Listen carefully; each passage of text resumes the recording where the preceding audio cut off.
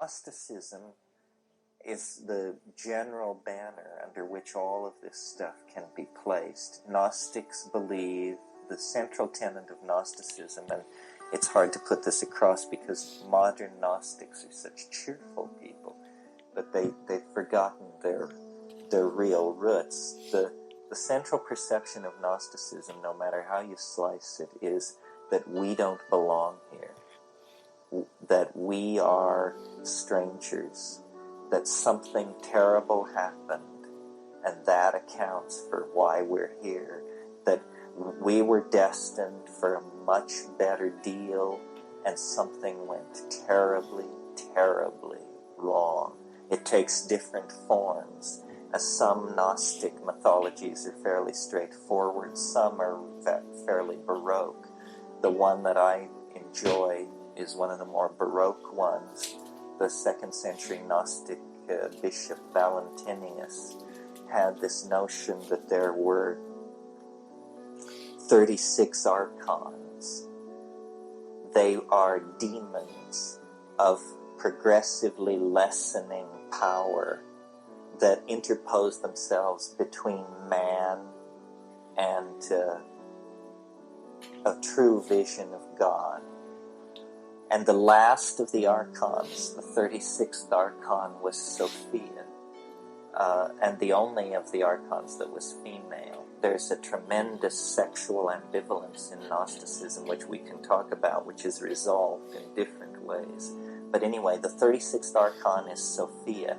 She looked upward toward the higher God and saw him bring forth creation, of which she was the final manifestation. And in her heart, an avarice grew, a wish to create in the same manner as the highest and hidden All-Father. And she brought forth, it's described as an abortion. She self-fertilized herself. She did not understand the requisites of creation, and she turned inward into herself, and she brought forth a monstrosity. And this monstrosity is the God of the Old Testament, Yahweh, Jehovah. And when she saw what she had done, that she had brought forth this monstrosity, she flashed through a whole bunch of emotions very quickly. Horror, guilt, rage, fear, agony, like that. And these emotions of the errant Sophia condensed as the material world over which Yaldabaoth was then made Lord. So the entire material universe is seen as the condensed emotional debris of the horror of the 36th Archon upon witnessing her own creation, who is then made God over this universe. Well, even though this is this really bad scene, it still, nevertheless, has this extremely tenuous connection to the highest and hidden All-Father in the form of what is called the scintilla, the spark, the soul spark of divinity. So then the goal of Gnostics, born into this unfortunate world, is to gather the light together, to save the light. The light is defiled by its presence in the world of material existence, and the light must be gathered. Well, so then the central soteriological concern, that means the central salvational concern of Gnosticism, is how shall we gather the light? And their whole theology then is, what is the light? How should we gather it? And once we have it, what do we do with it? And then there were various answers.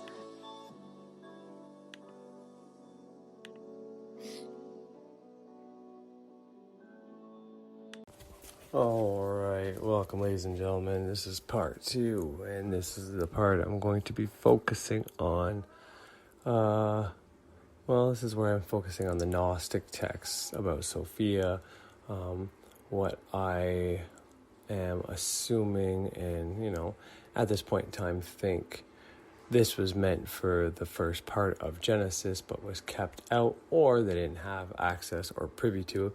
So either when they found the Dead Sea Scrolls in 1945 or somewhere thereabouts, they either just found that they never had that body of work, or they had it and it was part of all the works that got burned at some point in time. Regardless, you're never going to get the truth, or it's all going to be speculation. Even if they come out with concrete facts, it'll be up to you to believe it or not. But it's all... Anyways, I think I previously said that they recently came out with this, or I was pretty much assuming or leading on to for you guys to believe that it was just recently released. And it's not. The Emerald Tablets of Thoth, just like the Dead Sea Scrolls with all the different Gospels, the extended versions of the Gospel of Matthew, and the one with the Gospel of Philip, and this Nag Hammadi library, what they call it now, all this epistle, Sophia, this creation story, that was all found, I think, either 48 or 45, 47, something like that. But anyways, so this is the part 2 of that episode, where I'm going to discuss the demonic, my demonic interpretation and Archon interpretation.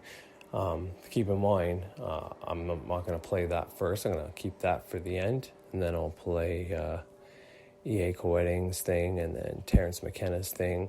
Well, you already heard that first little part in the beginning, but I'll play the entire part where Terence McKenna talks about this Gnostic text, and then I'll actually play the English audio book version that's on YouTube, and I'll put all the links for all this, but I'll actually play the text itself for you to hear it. All at the end, of course, in case you don't want to hear that, you just come to hear me, and if you just come to hear the other information I'm putting out, that's cool too, or you just want the links, once again, that's cool too. Do you, and I'm gonna do me. But anyways, before I get into the second part of the show, I just wanted to say, and you probably already noticed, so I don't really have to say anything, but this is like a week's worth of recordings, especially this first part of the episode.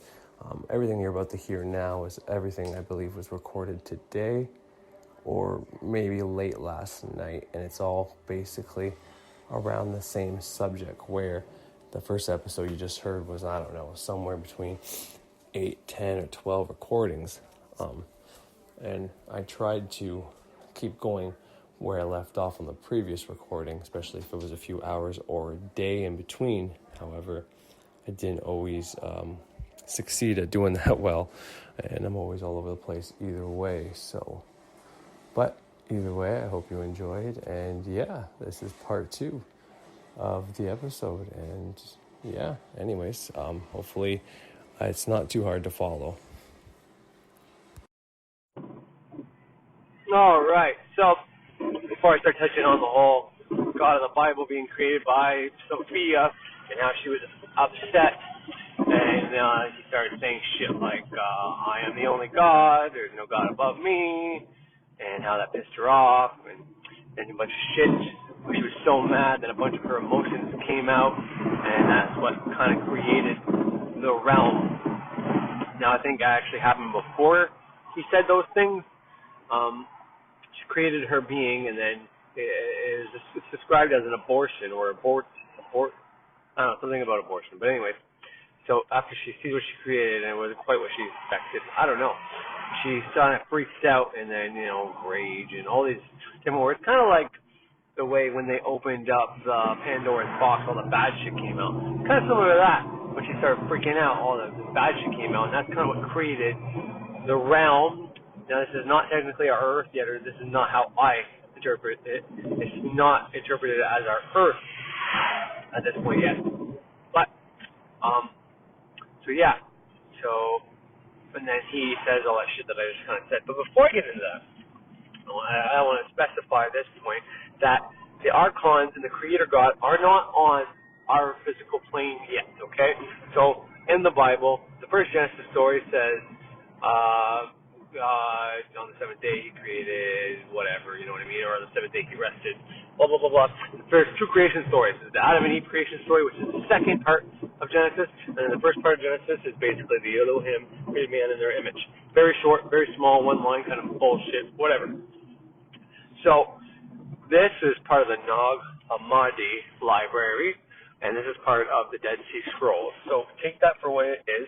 I'm not here to tell you that the Dead Sea Scrolls are legit, because earlier I think I already talked about how, the Emerald Tablets could be being doctored. I don't believe so. I think there's something very special about the Emerald Tablets. But once again, there's two that haven't been released yet. Why the fuck is that? That's kind of fucking weird.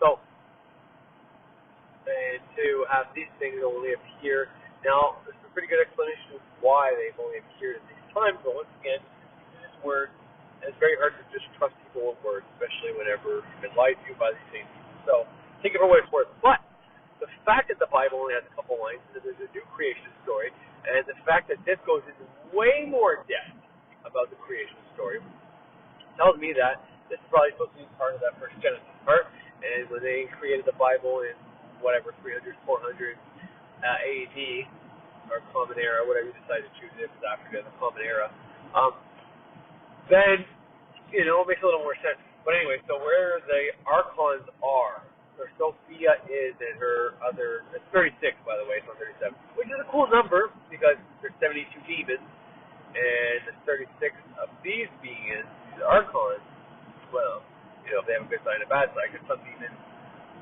if you believe demons are really demons, bad entities, well, some of these bad entities you can talk to, they're very nice, very cordial. Doesn't mean they will say the truth, but they're very cordial, very nice. And the other ones are downright nasty. So if you take the Archons and you have a good side and a bad side, well, there's the demons. But in the Nag Hammadi library, in this creation story with Sophia and the god she created, which is Jehovah, Yahweh, which is not Yod-Heh, Bud-Heh, I'm not saying that, but that is basically a representation of Yahweh. But this creator God is not the only God. Okay, Sophia was an Archon who wasn't supposed to create stuff. Now, do I know what she is? No. She's probably akin to what the Watchers are, what the Elementals or Elements are, the spirit of something that is elusive and around, because the God she created looks into the water at one point and sees her reflection, but then when he looks up, he no longer sees her. So he can't see her. There's something about that God is a soul and she is a spirit, or vice versa, and unless you have both spirit and soul, because one is good, one is bad technically according to these things. So one can't see the other. Maybe Sophia could see that because her intentions were good. She was trying to do something good. She was trying to create life. She's not like her other Archons brothers or whatever they are, but she still technically is evil. So maybe that's why she was able to create, and she was able to be, her reflection was able to be seen, because she does kind of help. Now, the other thing I want to say is this is very similar to the idea of, let's call it Greek mythology, but the mythologies are very closely tied together. Roman, Greek, even Norse is very similar in a lot of ways. It's very different in a lot of other ways. But, Titans, okay? The Titans were the fathers before Zeus, Hades, all these things, right?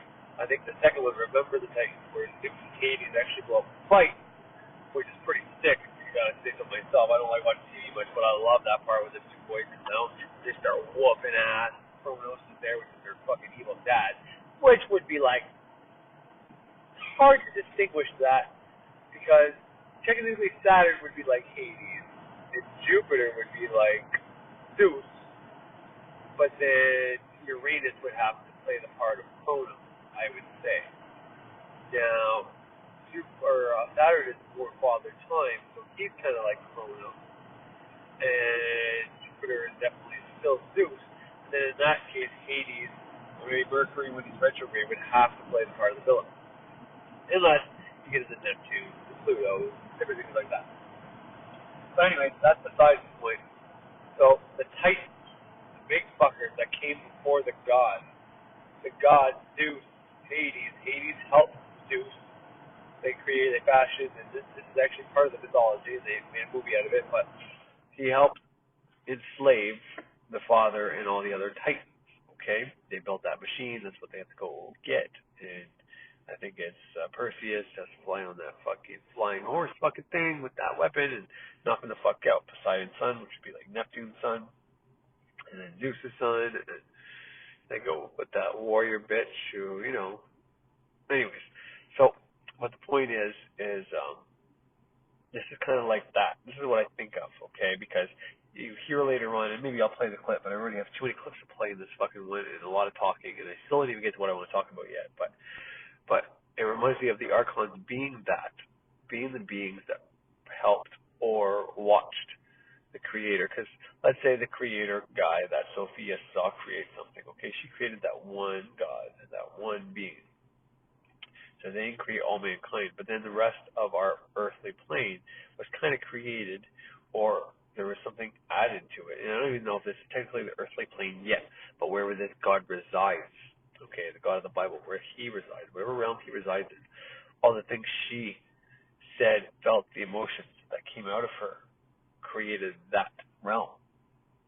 Anyways, so that being said, okay, these Archons, and then they talk about the seven, the Elohim, different names, and this would be your planets, so to speak. And they were supposed to be the ones creating the planes, but then when they took a break, and they came back, they saw this Creator God, God of the Bible. They saw how things were created. They saw all these different things that they didn't do yet because they were taking a break on that seventh day. So they're like, what the fuck's going on? Like, we were supposed to come do this shit, see this planet, whatever the case is, and it's already being done for us. Like, this is fucked up. So I just wanted to make that distinction in how those would be like the gods, Zeus, Hades, and all the fuckers, Mars, Ares, whatever, because they actually talk about the 12, something about the 12 hells or the 12 demons of hell, but then they also talk about the 72 demons. You get the names from the Book of Solomon. So this really goes in line with it should have been in the Bible, or it was part of the Bible at one point, because it references to other books in the Bible, yet it was found separate from the Bible. So anyways, that's all I wanted to just get out there in the open, how this is kind of like the Titans, and how, those guys are the gods, and then they have their Titans. They have to fight, which would be these Archons who, because these Creator gods, in a sense, they know they're not alone, but in the same sense, they don't think there's something bigger than them either. And it's kind of the same way. And this is a story, right? I want everybody to understand this is not something I believe in. I believe this is a way someone explained their history, whatever the case is. It's how, because to take planets and earthly gods and make a story about how they're jealous of each other and how they, think they're the shit, they're so fucking cool, and the angels doing the same thing, being full pride. To me, that's not our call to add our psychological fucking little things that we do, tweaks and twerks, to these god beings, but who knows.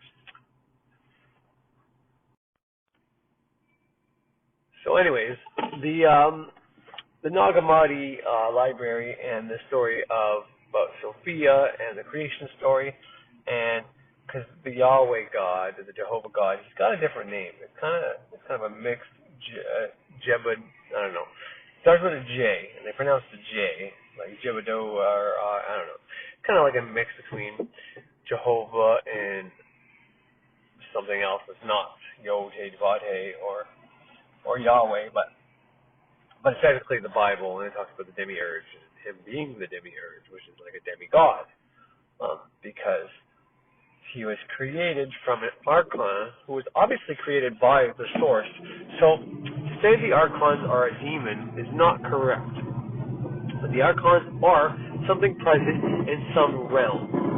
Okay? And this, according to this, I don't believe this. Okay? I'll tell you my take on the Archons and all of that after all this. But I want to give you guys some context. And right now, you can't tell, but it's actually the next day. Last night I recorded the first part where I gave you just a fast version. Terrence McKenna, what he said about Archon, Gnostic Christian story. And just for a little more information, if you ever had the question like, okay, was there Christians or anything like Christianity at the same time as Judaism before Christ? And the answer is yes. Okay? Now, I say yes, but as far as I can fucking tell, yes. But I wasn't there, so I don't know for sure. But going by these books and this Gnostic Christian tradition, these people don't necessarily care that Jesus came and shit like that, because, you know, at one point they did, and the real true Gnostic people, the real true Gnostics didn't believe in bringing children into this world because of the fact that children are innocent, so they have the light in them, and then once you bring them into this world, you're bringing them into, you know, sin kind of thing, and they're no longer, it's a bad thing to do to light. So they basically killed themselves off because that you can have different pleasures, but just not that pleasure to procreate. So they killed themselves off. So those Gnostics aren't around anymore.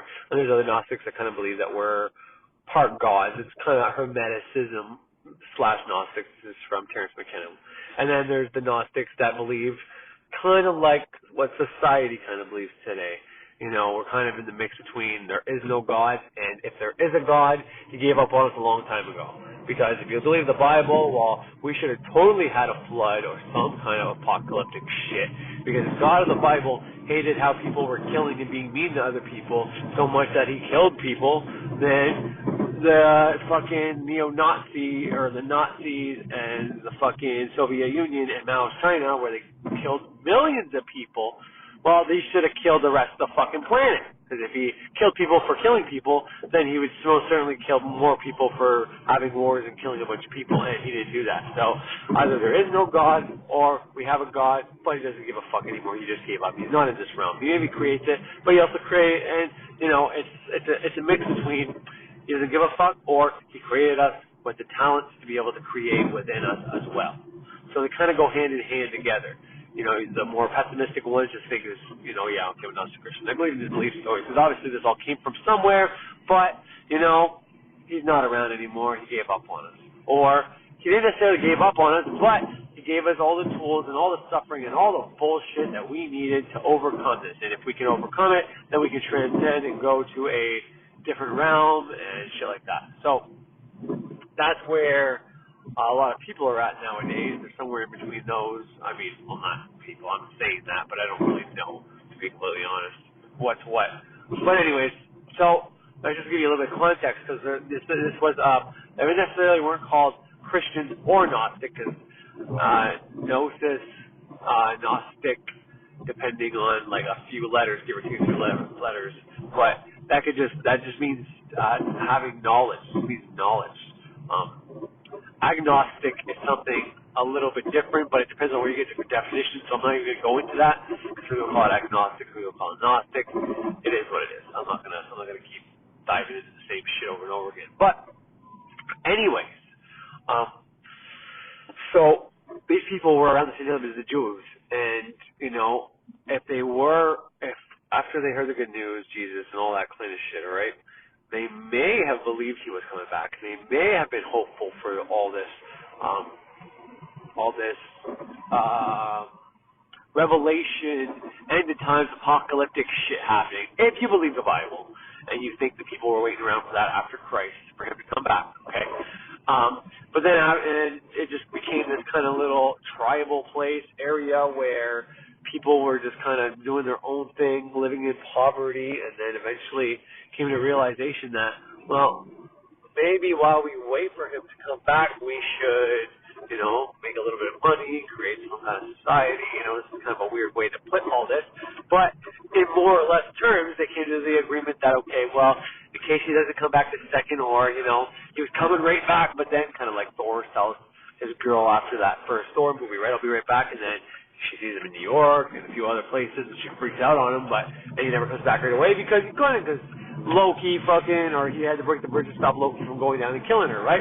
So, you know, maybe it's something like that. Maybe that's what they believe. Maybe that's why a Thor movie looks like that. I'll be right back, you know, and then he never comes back.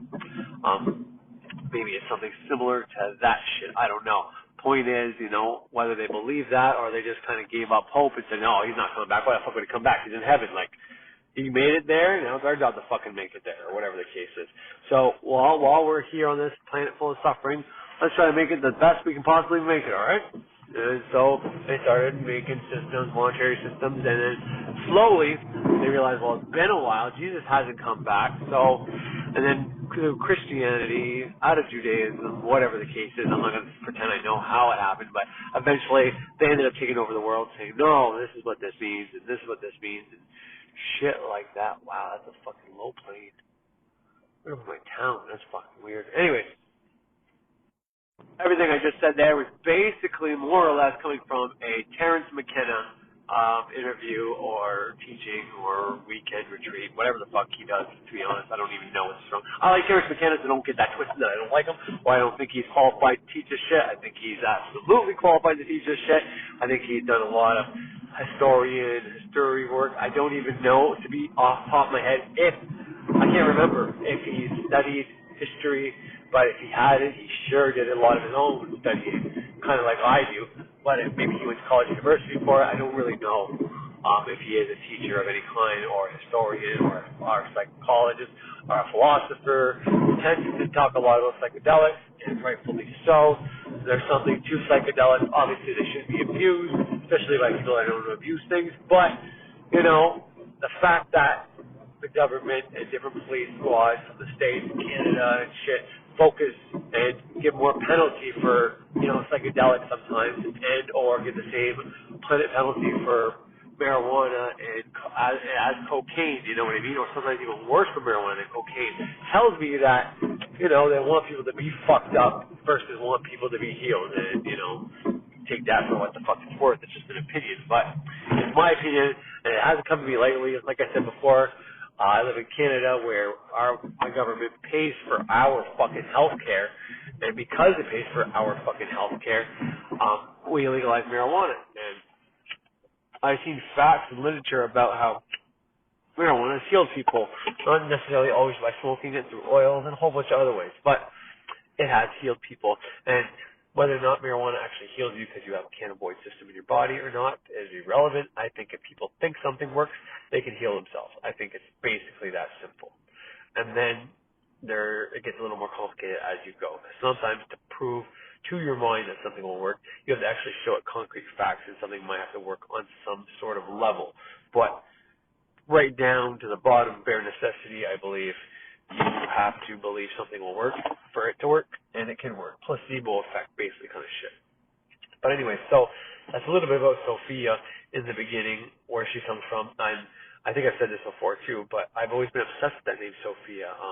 Every car I had when I was driving, running smokes for some reason, I always wanted to call Sophia, and I'd do different variations, drop the S, add the S somewhere else, do different little things like that just to fuck around with it. So it's the same name. And then when I started down this path, because I wanted to call my Dodge Journey Sophia, I was listening to Rudolf Steiner, and, you know, he said Sophia was goddess of wisdom. Well, maybe not in those words, but he says things to that effect. And Sophia was an entity that could speak to you, and you can get knowledge from her. And she was kind of like the divine mom, and she has her own Jesus story where it's the same thing but reversed, because women make children, not men. So, and anyways, Rudolf Steiner's stuff is way more elaborate than what I just said. That is just a base little intro to some irrelevant stuff. Rudolf Steiner was a great man who created schools for children to learn this important knowledge, esoteric, hermetic, magical knowledge stuff. So anybody who's done that, in my book, is a fucking hero. So you'll never hear me say anything bad about Rudolf Steiner. Now, is everything he taught exactly what I believe or in my tradition or whatever the case is? Well, no. My tradition is a whole whackload of traditions, and some of them might even be considered to be dark or evil, which they're not, but people seem to think that. The point is, Rudolf Steiner, you know, he did a lot of great things for a human being, because every human being's flawed, but for someone who's a human being, he's done a lot of good things. He has his own school now. Maybe that school tuition was only geared to the rich, and you might say, well, that's not right, but you didn't live in that time, so for you to judge that person with our standards is completely inaccurate, false, and ignorant, and pig-headed of you. So don't do that. Don't ever judge some other time frame person with our standards, okay? Now you can say, okay, well, we can judge Hitler. Well, yeah, you can judge Hitler if you want, but don't use our standards.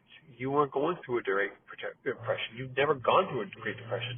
Even if you live in the United States and where they had the drought, not long after 9/11, Jeezy had a lot of songs about it. The song Put On by Young Jeezy, when they're putting up black and silver flags, and it's talking about it's been the worst time in years since the Great Depression. Well, even that wasn't as bad as what they had in the States or what happened in Germany.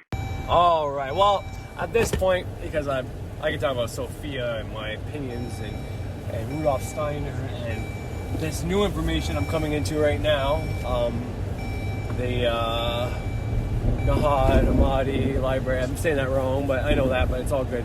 But with all the videos I want to put on here to demonstrate my point for what I want to get into about demons and Monster Inc. and my original view of Archons and stuff like that, I may not have time, but just stay tuned because I'm going to put it on the next episode. And it's going to be probably a double in one. Like right now it's Friday, so I'm going to try to put this on tonight. So the whole weekend, everybody has a chance to check out both episodes if they want to. But there's a good chance that this probably won't happen tonight and will be on tomorrow. Both episodes is what I'm saying. And like I said, like I always say, you're not going to notice anyways until, when you're listening to this, I'm already going to have probably both episodes out. So just know if I don't get into my demon opinion and shit, because I wrote down specific things because I really want to get that right. Because when you're talking about demons, and especially if I'm trying to justify or show you a different angle, a different way to look at demonic entities, okay? You gotta be precise, and I gotta be coming from a depolarized state, because I don't want to sound like I'm on the side of demons, and I don't want to sound like I don't think demons I don't want to sound like they are too dangerous or they could be, because like everything else that has been demonized in the name of magic, whether it's to get you to not do it so you don't have power, or whether it's to get you to be worthy of it, I truly believe that those are the two main reasons this is demonized. And it's really one reason, right? So it's like, okay, we got Christianity, it civilized the fucking world, and everybody's on the same page. If anybody doesn't want to work, they don't have to, and they can still raise their family. They're not going to have as much stuff, but they want to strive for some shit. Well, they can't just sit at home and do nothing anyway. So in my society, my culture anyways, I'm sure it's not like that everywhere in the world. From what I know, from what I can research, there are some pretty bad spots, and there probably are arguably some better spots. But anyways, so Christianity helped civilize that, even though it probably came at the expense of a lot of witches, a lot of bloodshed, a lot of conquering, a lot of killing, a lot of, slave, rape, all the bad shit had to happen for us to have our society today. I believe that, and that's not right. But as long as we learn from that mistake, and everybody gets reincarnated anyways, and no one really dies, because, okay, you might feel it like in a dream whenever you're about to get hurt. You kind of feel that, but really when you wake up, it didn't happen. It's only your mind. This is a good metaphor and example of how powerful your mind is. Because when you wake up from a dream like that, you can keep crying and feeling shitty. I know I've woken up from dreams where I was rich, millionaire, didn't have to work, or, back when I was single, had a girlfriend that was really hot, and then I woke up and I wanted to fucking cry. Because it felt so fucking real. And I have the notion, the idea, I believe and know and feel inside that when we die, it's like that. And unfortunately, if you're dying of cancer, yes, there is a lot of bad shit that can happen. Your body's deteriorating, it's painful. And that's why the earth gave us poppies to make heroin or morphine to numb that pain. If people can't go inside, and I'm not saying it's easy to get rid of fucking cancer with your mind. I'm not saying that at all. I'm not trying to pretend I'd be able to do it or anything like that. I think I could, but I'm not saying that. All I'm saying is we are given everything we need to make this sustainable. Christianity probably kind of makes it so that no one fails in a sense, but they are not going to make it easy for everybody to also enlighten. One, they want to keep the Christianity going until everybody's enlightened. Otherwise, it could fall into chaos. Now, this is not a commercial for Christianity. I don't support it, and I think a lot of the things they did is appalling. And I'm not saying this could be more geared towards government than Christianity, let's say. Okay, the government structure is in place until we're all evolved enough to be able to handle our own business, let's say. But when it comes to God and shit like that, having an overall story for everybody to believe if they can't come up with their own ideas, right? Let's say everybody isn't like everybody listening to me right now, or people that are legitimately going through an awakening process, kundalini, whatever the fuck you want to call it. Your eyes are being opened, okay? You're going through this magic process. Well, no one gets to that point, and they don't have something to believe in, a reason to wake up in the morning, a reason to have kids, procreate, whatever, then everybody's going to be depressed, nihilistic, and the like. So them having a default religion to follow is a good idea to keeping everybody in line. It's kind of probably why they released opiates to criminals on a whole. Because if you have criminals that are smart, that are on the system going around doing things, well, then a lot of crime could expand. But if those criminals are hooked on drugs like cocaine or heroin, which actually has a lot of body pain associated with it and withdrawal symptoms and shit like that, well, it's a lot harder to go rob banks and hold people at gunpoint and shit like that. So, therefore, to me, Christianity is that default religion that allows everybody to stay in line and have something to believe and hold on to until they reach enlightenment. And if you go to attempt enlightenment and you can't see past the demons and the darkness and all the bad shit, and you can't be depolarized, and you haven't worked with your dark side and a bunch of different things like that, you know, if you can't read certain books because you think magic's bad and all this shit. If you haven't gotten past that point, then you weren't ready yet for it. So, is it just about the fact that, you know, they want to demonize magic because they don't want you doing it because they're going to lose money? That's definitely a part of it. And the point in time where we are now, if we actually have been alive for 2,000 years or longer, well, I would say the priests nowadays don't even know. They probably legitimately think what they're teaching is real. But I would say it's really just been put there to give the people who aren't ready to awaken yet, who aren't at that stage, something to believe in so they can keep on keeping on until they're ready. And then once they're ready, they can see through the lies. And the first stages you have to go through is the stage of thinking everything is bad and shitty and evil and Christianity is of the devil. And then, you know, first you think Christianity is the best thing ever and the devil is the devil. And I mean, this is not everybody, but let's just use me as an example. And then from there you go to the fucking fear-based media, and you start thinking, well, the Pope's actually the fucking devil, and everything's flipped around. And then from there you start being depolarized, and you get to where I'm at right now, where you don't really know what's good and what's bad, but you still strive to be good because being good is the best option. You don't do anything baneful. MC tell you I was here, but then...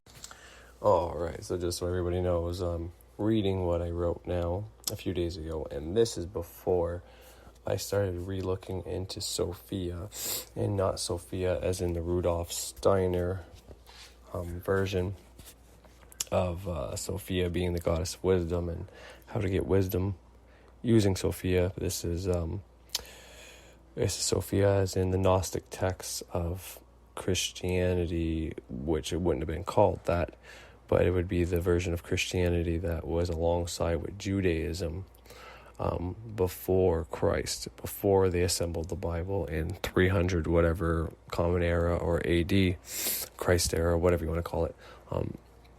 This is the text that we assume was around, that we found in the Dead Sea Scrolls, is what I'm talking about, or this is what I've already talked about. Now, this is what I wrote a few days prior to looking into this stuff. I knew about Gnostics a little bit. I knew about Archons, but all the information I was reading and hearing about was from people and their opinions, and not necessarily from a specific body of work that was dated and whatever. Anyways, so what I'm about to read to you now is what I wrote down the day I was watching the movie Monsters, Inc. and Monsters University with my daughter, and how I started relating it to whether you want to think about it as the archons or entities or demons. It is what it is. So because I never rewrote it, and I wrote it pretty fast, and while I was playing with my daughter, it might be not very coherent. So if I say a phrase and then re-explain that phrase, well, that's why. I'll do my best to make it sound great or as best as possible. So, in Monsters, Inc., the movie, scaring kids is basically what they do, and Monster University is how they prepare to do this as a job. But in the movie Monsters, Inc., which was the first one, and Monster University was, I guess, the second one, but the prequel, so it predates it. So the monsters are scaring kids to get screams, which, they, after the kid screams, it registers, because they have this portal, which is like a doorway they go through, and there's this cartridge attached to that, and it goes all the way up with red, and it's basically from their fear. They're collecting fear, which is one of the two main emotions that we use in magic to bring things into being. And so the reason why this made sense to me, which I'll elaborate later probably with what I wrote, but even Infinite Waters talks about Archons and how they create situations to make us scared and feed off our energy. He's one of the, maybe not the first person, but probably one of the first persons I heard mention the actual name Archons instead of just talking about entities, negative, low vibration energies, whatever. So whether you think an Archon is a egregore or servitor was kind of along the lines of what I was thinking, but it is what it is. Anyways, so the monsters are scaring kids to get screams / power. But the monsters aren't told why they do it. Now they know to a certain extent that, and I can't remember the reason they need that energy. I think it's basically because at the one point, the one guy who was the head honcho and not the necessarily bad guy, the one who plays Saturn, the Dark Emperor, plays both sides, once again, pretends to be friends with, I think it's Scully, I don't know, the big guy, Sullivan, who is the top scarer. And the bad guy is this lizard-looking thing, which basically goes invisible, kind of like a chameleon, but it's a monster, obviously. He's the obvious bad guy. Mars, maybe even Mercury retrograde, who knows? But the main guy who's behind it all is perceived as a good guy at first, but he looks pretty dark and then turns out to be the bad guy. Well, he says a couple times that this is how they're fixing the energy crisis, and because kids aren't as scared as they used to be, and so basically they have this plot to abduct a child and take scares directly or fear directly from her instead of going at night and doing it the way they've been doing it for years. But the monsters, like I said, don't actually know why this is how they get that fear. They know they need that fear to survive, and it's just something they do, just kind of like 9-to-5 grind, programming, whatever. You go to work, you pay bills, gas up your car. Well, for them, this is what they do. Anyways, but it's like akin to the energy, their electricity, let's say, their energy grid, gasoline, fossil fuels, whatever you want to call it.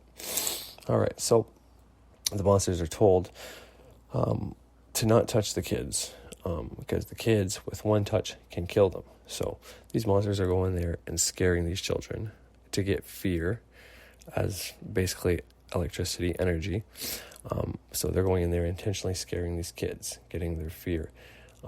But at the same time, they're being manipulated and told that if that kid touches them, they will die.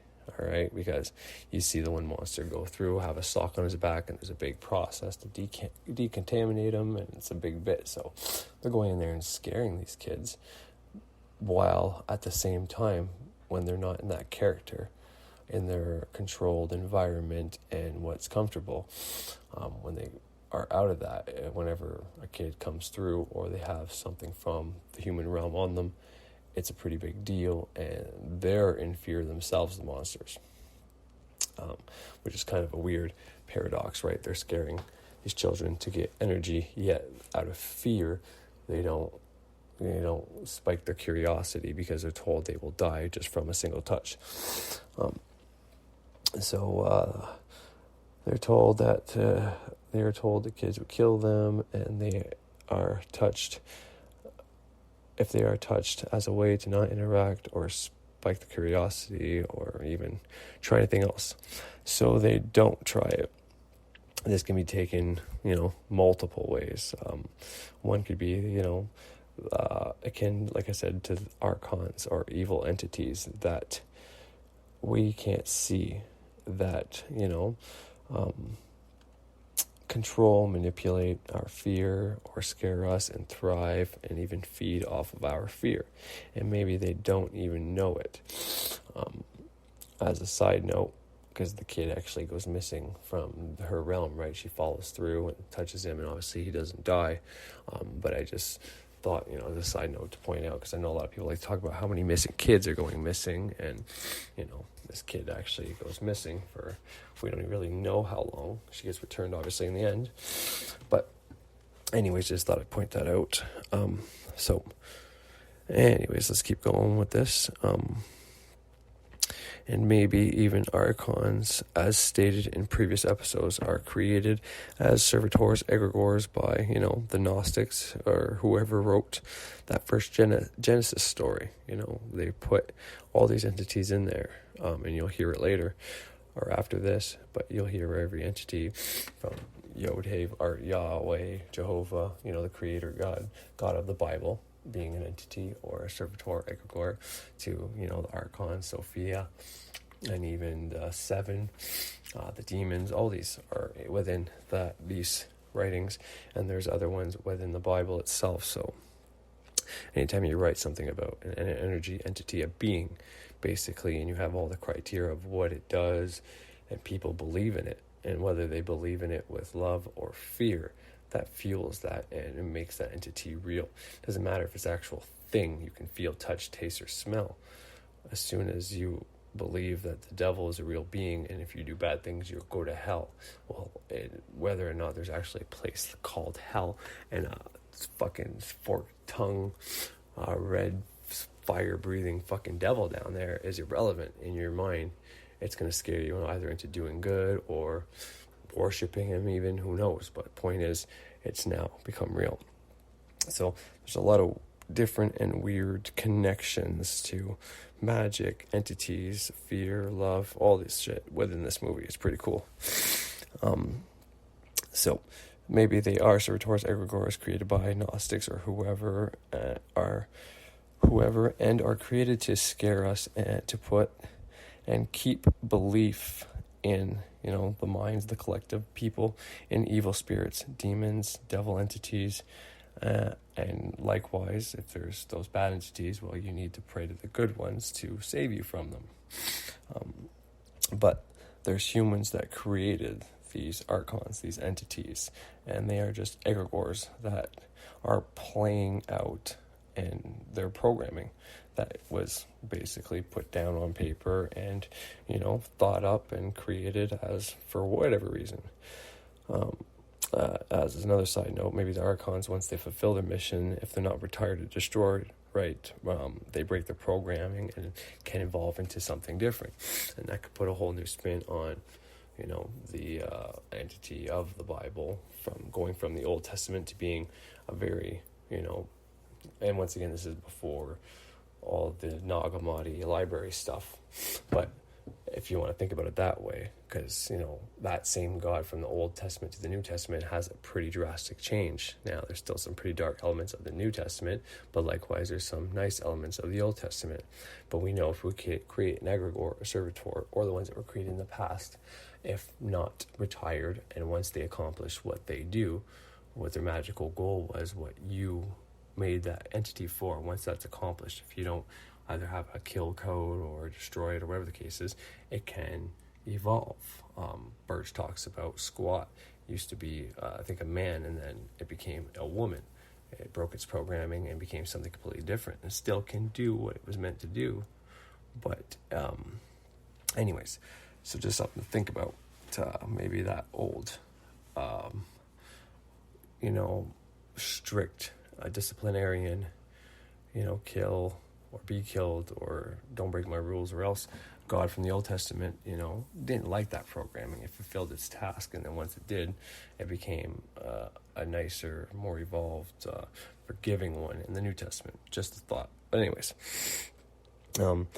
I can keep going, but that's like one theory, and Another one, and once again, you can take a bunch of theories, you can connect them. This shit's endless, and that's what I think is the point of these old texts and Bibles. It's up to the person reading it to decipher and think what it means, not just by default take whatever priest, person, teacher who tells you what this shit means, just take their fucking word for it, because they're just regurgitating whatever they learned. And if you ask them any more elaborate questions that, aren't buzzword questions, answers, the popular things to ask, you ask something with a little more depth, they can't give you any fucking answers. More, and even more than that, they'll tell you, that's of the devil or this or that.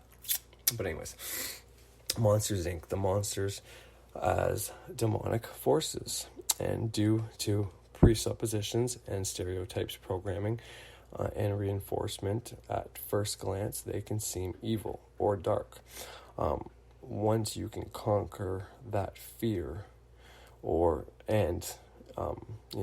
try to stay in either a depolarized state, maybe even more on the love side, but pretty much in the middle, only then can use them to your benefit, which is basically what demonic evocation is.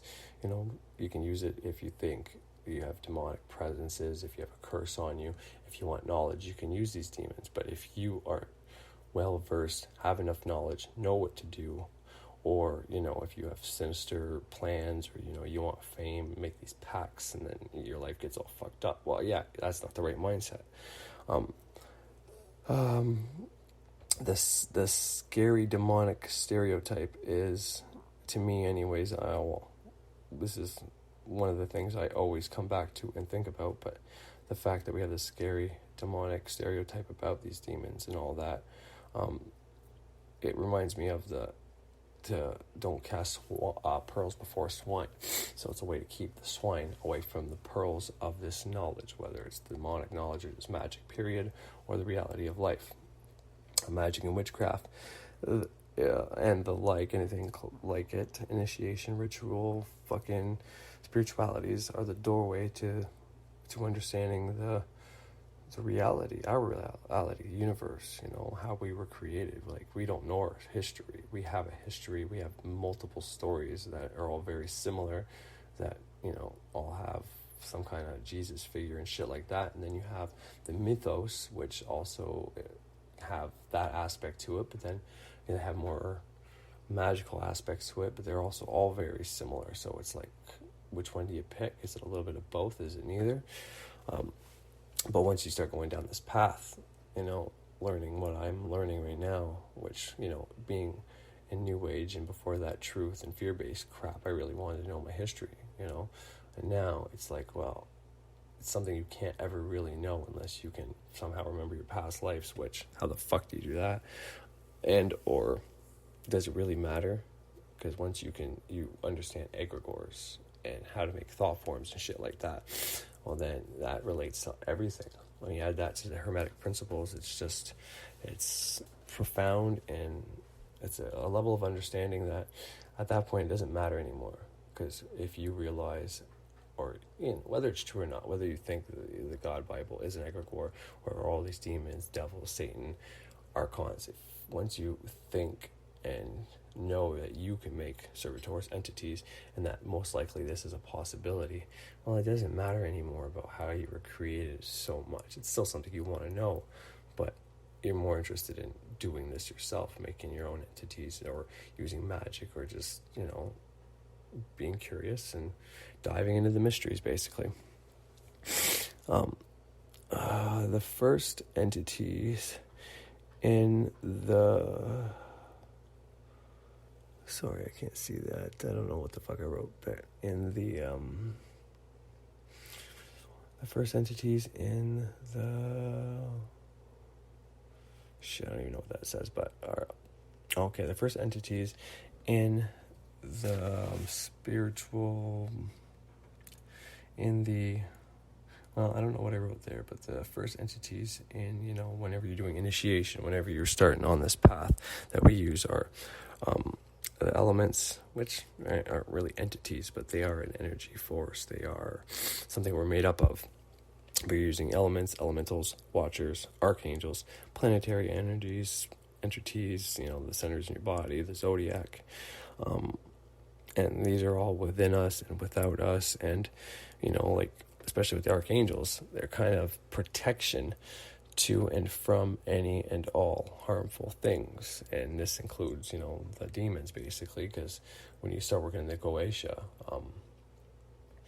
can't remember his name, but anyways, the Pope Carol Renans talks about the banishing of the pentagram ritual isn't enough. You need to have the four angelic archangels by your side.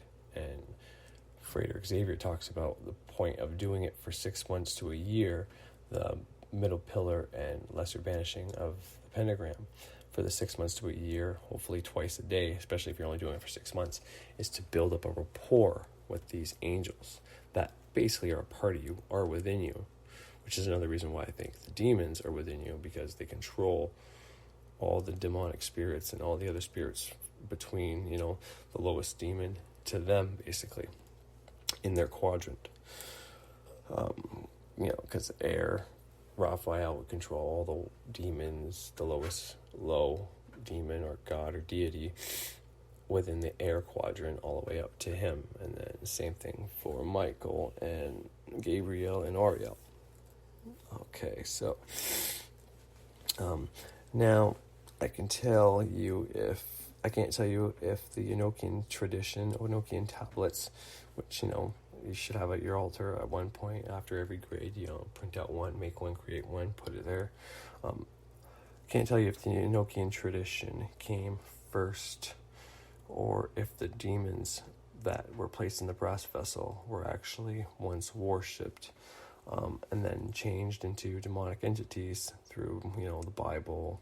Then John D. and Michael something, I think his buddy, wrote, sigilized, and used and angels to protect from the beings, the demons, and if necessary, if it's necessary or not. But until you further explore this for yourself, go by the book. Like, if you decide to do this shit, go by what the book says and use their system, use the Goetia, whatever the case is, to just assume you have the answer and think, no, they're not dangerous, and just go into this, without a circle, without having the angels, without knowing how to put them down once you actually evoke them out and have them in your presence. I wouldn't do that, I can make a really strong case that, they're probably not dangerous at all, but it doesn't mean, because there's far more stories about bad things happening than good. But it doesn't mean it's all true either. But going by biblical and those timelines, because John D. is way after Christ, and he was working for Queen Elizabeth. He was an astrologer for her, among many things, alchemist, scientist, did many things, and not all just magical or astrology related. But then, he said he had a vision of an angel the one day in his yard, and gave him I think it was an obsidian stone, and it was basically kind of like where the crystal ball comes from in the magic, because, this is a long time ago, but he used an obsidian with the same style that Pope Carol Rennan teaches, with that contraption where you confine whatever spirit you're talking to within there and ask it questions. Someone else becomes embodied by that spirit, or you can use a scrying mirror also to see things. That's not technically evocation at that point, but it's maybe an invocation or somewhere in between those two. But anyways, if you go by the timeline, that was way after Solomon put the 72 demons in the brass vessel. But anyways, like I said before, I'm not convinced that those 72 demons are just, because, like the archangels, like any entity we can call on, they can be here right now with me, somewhere else in the world at the same time, like real time, but yet it's, California to here is like, California is slower than I am right now, but not even just that, they can be in multiple places at one time, which there's like, California is slower than I am right now, but not even just that, they can be in multiple places at one time, which tells me it's not just one big entity that spreads itself out. It's something that's within us that we have to explore. Doing demonic evocation, in a sense, would be one way to explore your dark side. It's not the only way, and it's not the way you have to do it. I'm sure there's more than one way, but it is a way to explore it by using demonic evocation or anything using a deity or a demon as a deity. It would basically be using your subconscious mind with that, in coordination with that deity, basically, with that demon. Because, whenever you pick a deity, whether, it's a planetary energy, an ancestor, or, like Aphrodite or Thoth or whoever, Hermes, you basically channel into whatever, if it's an egregore, whatever their programming is, and whatever the collective consciousness currently thinks of that, where you get all that information into your mind by picking that deity. It becomes part of your subconscious mind. You learn everything from that deity, and then you move on to another one. Well, you can probably do that with demons, but it's probably more risky, and I think there's a reason they do it through evocation instead of invocation and taking that being on through your mind. But that's just my opinion. Anyways, where was I on my list here? Okay, go back. This is why I say I go back and forth, because you can trace demons back in time, and some, at some point are aspects of planets, and then some of them are even biblical figures, some of them are saints, but they predate the Bible and are other deities or, different entities. So, and, the original entity would be somebody who was worshipped by a different spirituality, religion. And then after Christianity, they become demons, because technically worshiping the planets is demonic. You shouldn't do it. It's idol worship, blah, blah, blah, blah, blah. But to me, the sun that warms up and makes plants and all this other shit, right? Maybe we shouldn't worship it. Maybe it's for the plants and all that. But if it wasn't for the plants and the animals, we wouldn't eat, therefore we'd die. So it makes a hell of a lot more sense to maybe not worship, because I wouldn't even worship the God, and I don't worship the planets, but I'm grateful because I know the presence above me continues and sustains my life, just as within the chakras inside me. If I keep them open and clear and not blocked up, I'm not going to have health problems and issues and shit like that. What's above is below, what's outside is within. That's why when you transform from in, you transform without. And, just because the sun's in the sky doesn't mean there's not a part of you that is the sun. Your solar plexus is your very center chakra, just like the sun is the center of our solar system. And our chakras go outwards, just like the last chakra, the bottom one, is Saturn, which is the furthest one out of the ring, Point is, your galaxy and your body are very similar. Your nervous system kind of looks like it at times. Your atoms, the first atom, pictures of atoms, which they say aren't accurate anymore, but it looks like little solar systems with the proton, neutron, and electron. But anyways,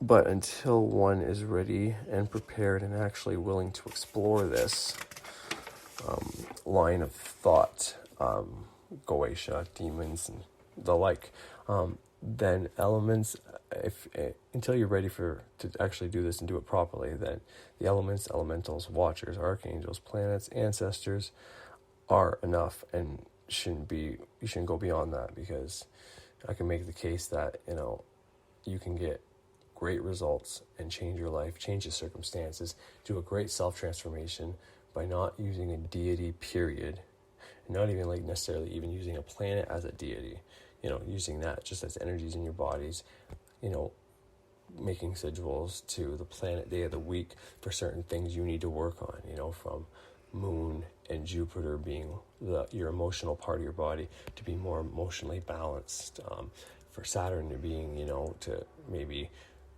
do the right thing so you're healthier longer, so you have more time here, and banishing away your bad habits that could lessen your time here, you know what I mean? Stuff like that. You can use the planets in that sense. You don't have to necessarily take on their attributes in your subconscious mind.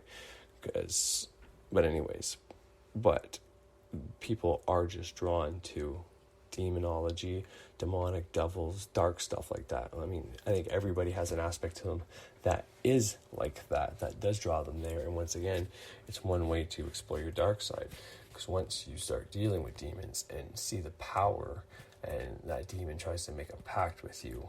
I mean, I've never been there, so I'm only going by stories. But let's say you do this, and it makes a pact with you and offers you a whole lot of stuff for, your soul, or I wouldn't even say that, but, something you have to keep doing, otherwise he's going to take control of your body, let's say, so to speak. Well, that's a pretty heavy price. You fuck up and don't give it what it wants. Well, it's a pretty heavy price, but the thing it's offering is probably a pretty decent fucking thing you might want too. Therefore, that could be interpreted as your dark side taking over. You're willing to do everything, sacrifice your own family, your life, your soul, just to get fame, fortune, some money. Because that shit's not going to fulfill you. You'll get all that, and then what?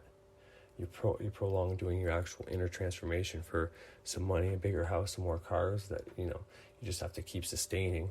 So you either have to hopefully you got a job out of it that keeps paying for these bills, because if you didn't, then you're fucked there too, because you got to keep paying this demon to keep this going.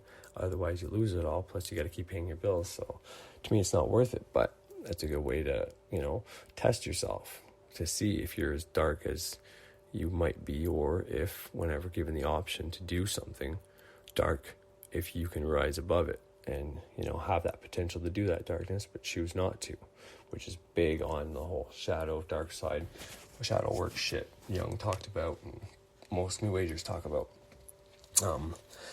But these beings would be the same concept created by man to explain, change, alter, control our reality, and heal physical, mental, spiritual aspects of life, and manifest. So like demons once used to be this worship like gods, used to heal and bring stuff to you, and you gave fucking sacrifice to, so you don't die, and you get food and you make it through the winter and shit like this. Well, you can still use the demons in that specific way, but my speculation is, and theory and opinion is, that the collective consciousness comes into play here a little bit. Because if for some reason no one thought these beings were bad and we all thought they were good, then they wouldn't be called demons and there wouldn't be a warning attached to them.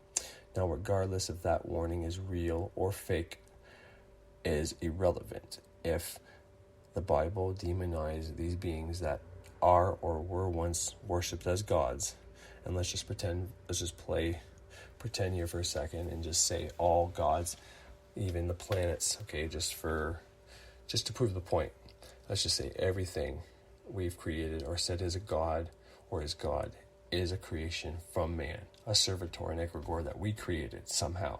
So we're all believing these fake entities that someone else created at some point. And these demons were no different. They were the first ones, maybe, or, before God, Jesus and all that. These demons were probably, let's say they were worshipped, and they were just created things because a man creates an entity to bring something to him. And then when he gets that something, awesome, and he tells his buddy, hey, I created this servitor, you may call on him and he'll give you what he gave me. And everybody starts doing that.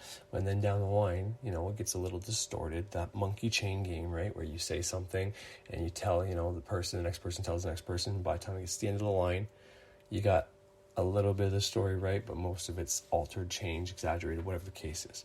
So this goes down the line, a few generations pass, people forget it's a created entity. So, but people pray to this thing or do the ritual right, and they get what they get. So as far as they're concerned, this thing is a being in a different realm, giving them what they want when they do what that thing wants. So as far as they can tell, it's a god. This is the god of this. This is why in witchcraft and spirituality there are so many deities, because we, instead of having one almighty that can do everything, but when you pray to him doesn't do a fucking thing, we have specific ones for every little job and task. This way it's more efficient. Everybody doing one small job is way more efficient than one person trying to do every fucking job and not accomplishing a damn thing. And that applies to the gods just like humans, I think anyways. But the point is, these demons, let's pretend that all deities, gods, everything is a created thought form from man somewhere at some point down the line. Everybody's praying to these things, they're getting what they want. A few generations go by, no one knows about entities, egregores, thought forms, they don't know the process, but they just keep praying to these things. Then Christianity comes, and maybe they know this formula, maybe they don't. Maybe they make up a god just to try to get people in line, but, maybe for them, by getting people to pray to this god and believe in this god, they get their wishes, because that's what these things do. If you program them to do something and you feed them in some certain way, well, then you get what you want. You're creating a thought form using love or fear. It doesn't matter. The devil and God can be just as powerful. If as many people have loved God, there's just as many people that fear the devil. They have the same amount of power, just like the monsters in Monster Inc. Actually, the laughter, the love was more powerful than the screams, the fear. So there's something there too. I won't go into that, but you can come to your own conclusions about that. But anyways, so this is why I think a lot of people say this about demons that were once worshipped. But just to say that, okay, these things are demons, but at one time they were worshipped, so they're not dangerous, I think is foolish and unsafe. And I'm not saying that they weren't once worshipped and they weren't once all good and didn't do bad things. That's probably totally possible.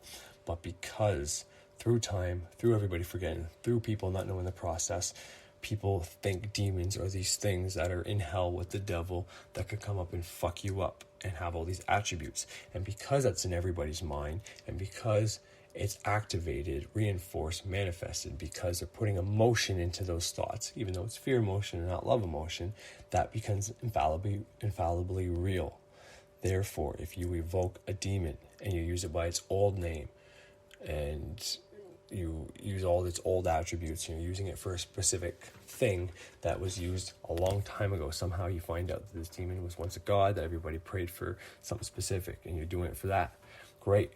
And maybe you'll have better luck using that name. But if you trace that demon back and you find out that demon's name is now this, whatever it could be, fucking Xanax, let's just use that as something, just a random name, just a fucking, just a metaphor basically. Let's say Xanax will do something for you. That's its new name with all the bad attributes. But you found out that it's the same god that was once worshipped by a different name. Well, everything that people, like if it's use the devil or Lucifer or Satan, if you call on those by those names, every piece of information from everybody's mind who believes that those are demonic entities that will take your soul, kill you, give you disease, ruin your life, whatever the case is, just because you have the intention of using his old programming or old attributes that give you the good stuff, you can still probably accomplish that. But there's a good chance when you evoke that being with the old name or the new name, everything that is attached to that being via every book written about it, every thought, past, present, future, all programmed into that being, there's a good chance that that's going to play out in front of you. Whether they scare you, whether they hurt you, whatever the case is, whether they possess you, possess your loved ones, I don't know. But point is, this is why I say it's irrelevant whether they were worshipped as gods before and now are demonized. It's sad. It shouldn't have happened, because if these are just egregores created for good things and then someone comes along and demonizes them, whether they did it intentionally or just did it because they seriously thought they were demons because there's only one god, so anything else has got to be a demon, well, it doesn't matter. But every time they added a new harmful attribute to that demon, it doesn't make it any less real if you don't believe it, but everybody else does. Just like if everybody else doesn't believe something but you do, it's more likely that that other thing is more real than what you believe. Now, there's some wiggle room there if you make your own belief system and you reinforce it and shit like that, but we're not talking about that right now. We're talking about demons and, whether you use the old demon that was a god and giving you good things. I still think you can get those things, the original program, you can still use those. But if you're not in the right place, depolarized, if you don't know how to handle it by what the book says now, because regardless if you think you need a King Solomon or a sword or have to use the archangels or not, that's been put in books as the process, and it's been written that this works. So this entity created by a human has to follow, they have to obey us. That's why if you do it by the book, you can get results by using these demonic forces, because they really can't do anything to you unless you welcome it, basically. But the minute you evoke it, you're basically welcoming it. So you got to be careful. But just like everybody's collective consciousness is adding attributes to that demon that might play out even though you don't believe it, the same thing goes for the programming that was written, created on how to put that being down.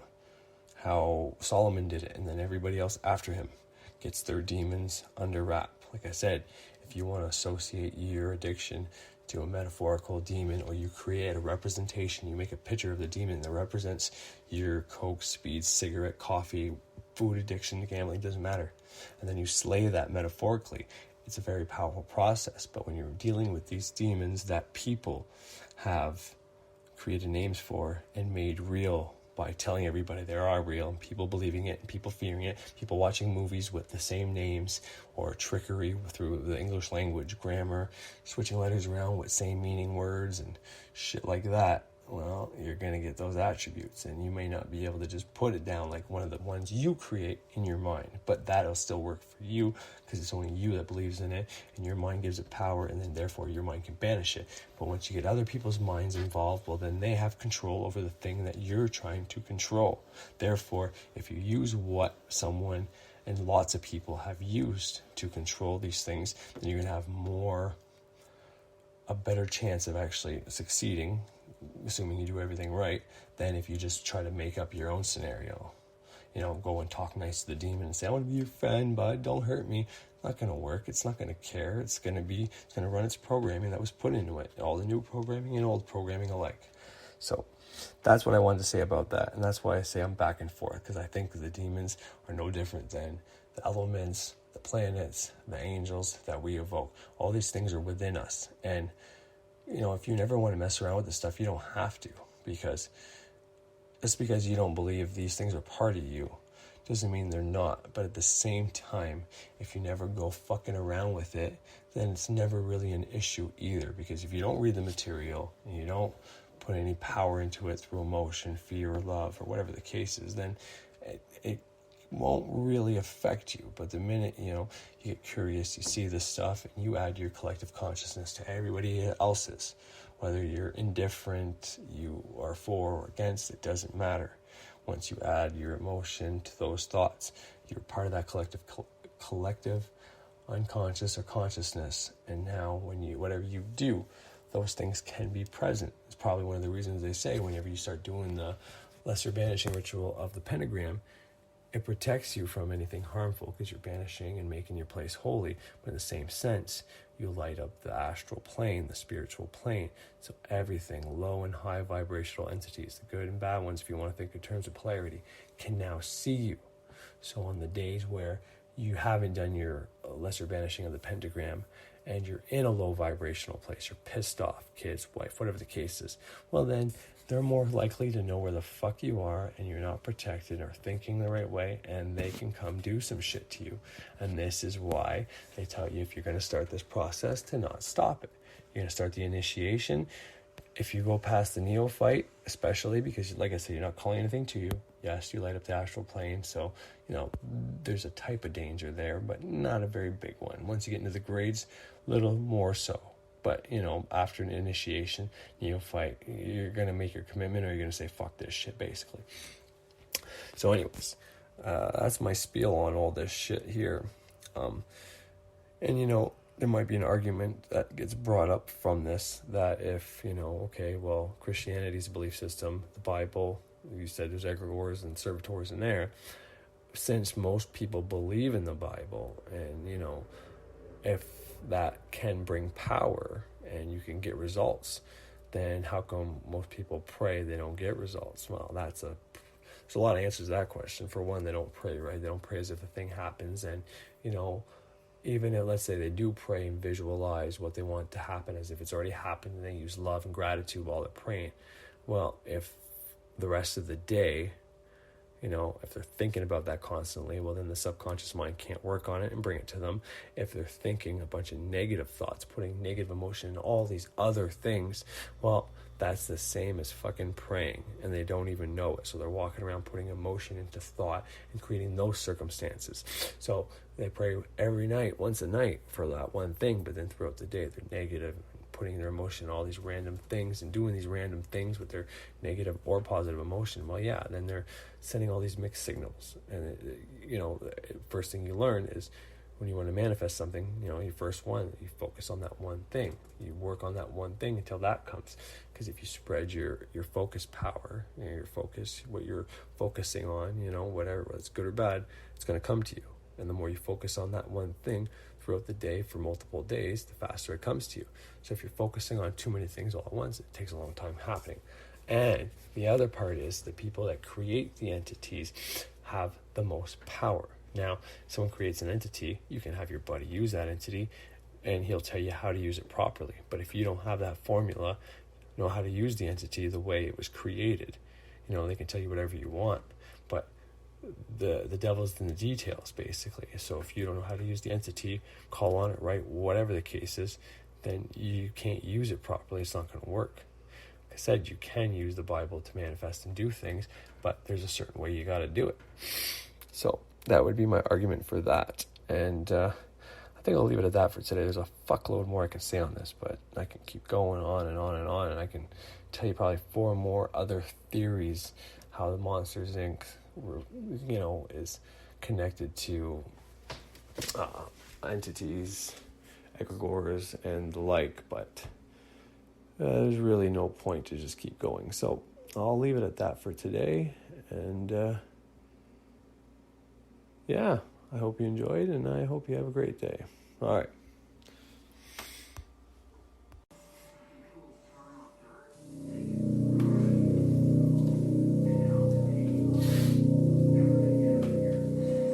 Welcome to another Monday morning with me. Thanks for tuning in. Now this morning, I'm going to go ahead and go with a question by Anthony Jacob Woolston. I got to tell you, Anthony's post didn't really get a lot of likes. In fact, most of the people that frequent my Facebook page were pretty much able to wipe away his argument pretty quickly because it's baseless and ignorant. But the prevalence of baseless and ignorant arguments out there motivates me to want to dive into this a bit, to clear up this question for anybody who looks at my work or looks at any occult work and has such ignorant assumptions that they make. So I want to make sure I'm kind of clearing the record for now, as well as moving into the future. So that way, this question can be answered for others who might have it in the future. Anthony asks, why do you promote the use of dark magic ritual and the summoning of demonic entities like Satan and Astaroth? You realize demons are evil entities that are causing havoc on this earth, right? I'm sure you know. You're probably a demon yourself. All right, so the presuppositions in this entire question are absurd and just ridiculous, baseless, ignorant. Now, before I decided to answer this question, I kind of wanted to get an idea of where Anthony is coming from. And interestingly, he's not coming from a perspective of a right-wing Christian, just a right-wing person. I mean, he is very, very hung up on conspiracy theories, on being a victim of some other, corporation, government, religion, that he's a victim. He lives his life as a victim. And so you can't expect too much out of this gentleman. But he also posted on my page, in order to tell his friends about me, this is E.A. Coetting holding his book, Ordo Ascensum Aeternalis, Order of Eternal Ascension. I do not like him. He is very, very dangerous, especially to those who listen to his presentations in ignorance. Here's one of his presentations, and then Link's presentation. I do not like this guy, because in his presentations he promotes performing dark magic ritual and contacting demons. He tells people that they can work with demons while performing ritual magic, including contacting Lucifer and Satan. I think he also talked about contacting Astaroth, one of the 7 crown princes of hell. This guy is most likely a demon himself or possessed. Before you start showing the world how ignorant you really are, you should do 2 seconds of research. Very rarely have I even mentioned the name of Satan in my videos, books, courses, lectures, workshops, because I don't really work with Satan. Satan is a Judaic character as far as I'm able to see. You can link Satan from the book of Revelation, Satan, because there are multiple varieties of this Satan character. multiple, really it's multiple entities that have been clumped into one by the Judaic, Christian, and as well as the Islamic concept of the spiritual hierarchies. But the Satan from Revelation you can link up to being like a Yam-Nehar, very similar to Leviathan, Typhon. You can go through a lot of different systems to find a similar entity that really is a lot like Satan of Revelation. But even with that, I don't work with that entity by that name very often. I have gotten into Satanism. I have experienced it, experimented with it, I have embodied it, and I moved on. That's one important thing. If you're going to use any system, use that system. I mean, by all means, dive into it and use it and integrate it, become it, and then keep moving. Don't get trapped into a definition of this is this. Now, I noticed as I looked through your page, Anthony, that you have a you have a contempt for the Christian religion as a whole, which is great. But you're very brainwashed by them, and you're refusing to shake that brainwashing. Now, when you mention the 7 crown princes of hell, you know you're drawing from Christian mythology and Christian demonology, don't you? You do know that they basically took the gods of other civilizations and perverted them and called them demons, right? You do know that, don't you? You do know. Hi, my name is Barak, founder of TradeNet, the world's largest trading academy, and I have that the oldest religions on this earth worshipped gods that Christianity and Judaism and Islam later perverted to look like they were demons, don't you? Or are you just spouting the same stuff that you've been told by the Christian majority? Man's very first spiritual endeavors weren't to please some god who was going to punish them if they didn't please him, if they didn't worship him. They were to empower the self. They were to get something that we wanted out of this life. Because this life we can prove. I can prove I'm here right now. I mean, you're watching me right here right now. You can come to my house and shake my hand. You can't prove that in some hereafter you're either going to go to heaven or to hell or any of that. That was all invented. Those are all invented lies. We can prove we're here, and the earliest spiritualists knew that they had to solidify their presence here. They had to create something great here and now. They used magic to do that. The gods that were formed in these very first spiritual endeavors, either formed by man or discovered by man, most likely they were formed. Most likely most of the gods out there are created thought forms or egregores of man, of early magicians. Whether they were created or discovered is really not the argument here. We can get into that later.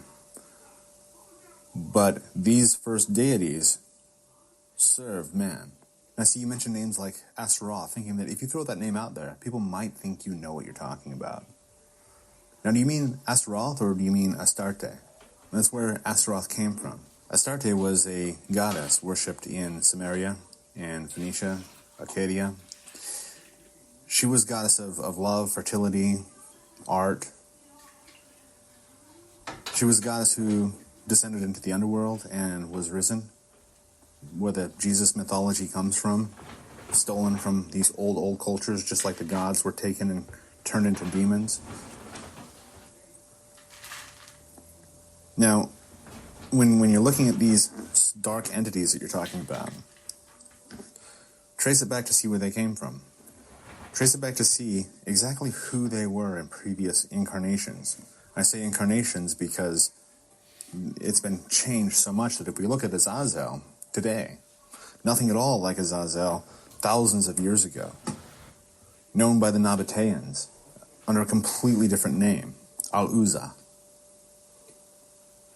You look at Lucifuge Rofakel, who is very similar to Mephistopheles. You say, ooh, Lucifuge and Mephistopheles. These are evil, dark beings who will get you to sell your soul. Trace it back far enough, you end up with Tahuti or Tot. You end up with Ningizitha. Now, these could still be considered dark entities. Ningizida, Ningizida is definitely a dark entity. Why would I want to work with dark entities? What's darkness? Is darkness vileness? I'll show you what's vile. Now therefore, kill every male among the little ones, and kill every woman who has known man intimately. But all the girls who have not known man intimately, spare for yourselves. This is from the book of Numbers, chapter 31, verses 17 and 18.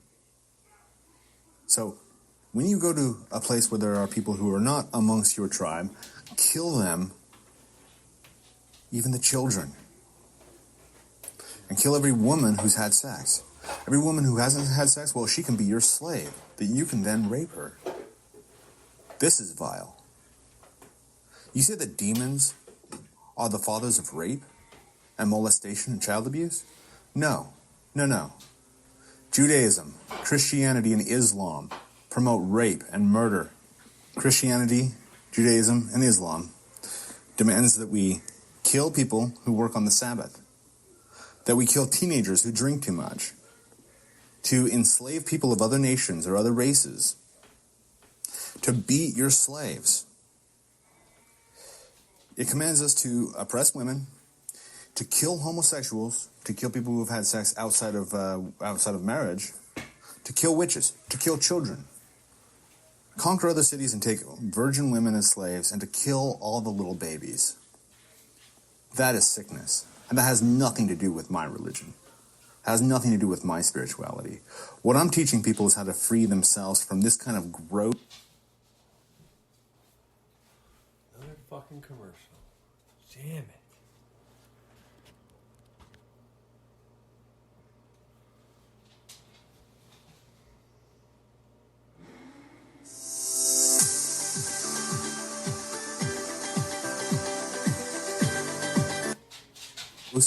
Disgusting, pedophiliatic perversion. What do my gods command? Know thyself. Know thyself. And it's not gods that I worship. It's deities, entities, spirits that I commune with that help guide me in my own ascent. Know thyself. Grow stronger. Prophesy. Do works to enrich the world. Sorath, the demon of the sun, told me, create beautiful things or seek to show the beauty in all things. Oh, that's evil. It's evil.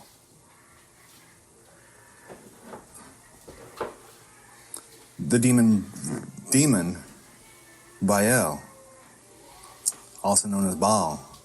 Once again, you can trace this all the way back to the beginnings of human civilization.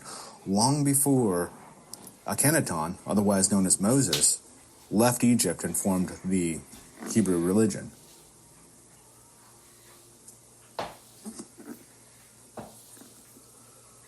Baal tells me, seek ever to be more yourself. Be more yourself. Basically, learn who you are and strive to be more authentic with that. Not kill children. Not rape virgins. Be more yourself.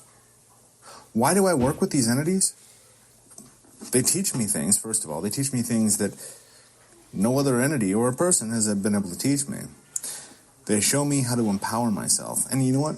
They tell me good things. They tell me things that might guide me in becoming a better person.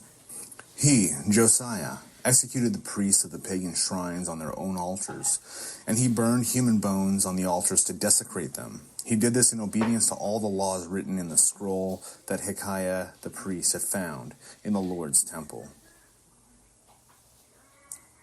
So he goes into a pagan's temple, and they've got shrines and they have altars there at the pagan temples.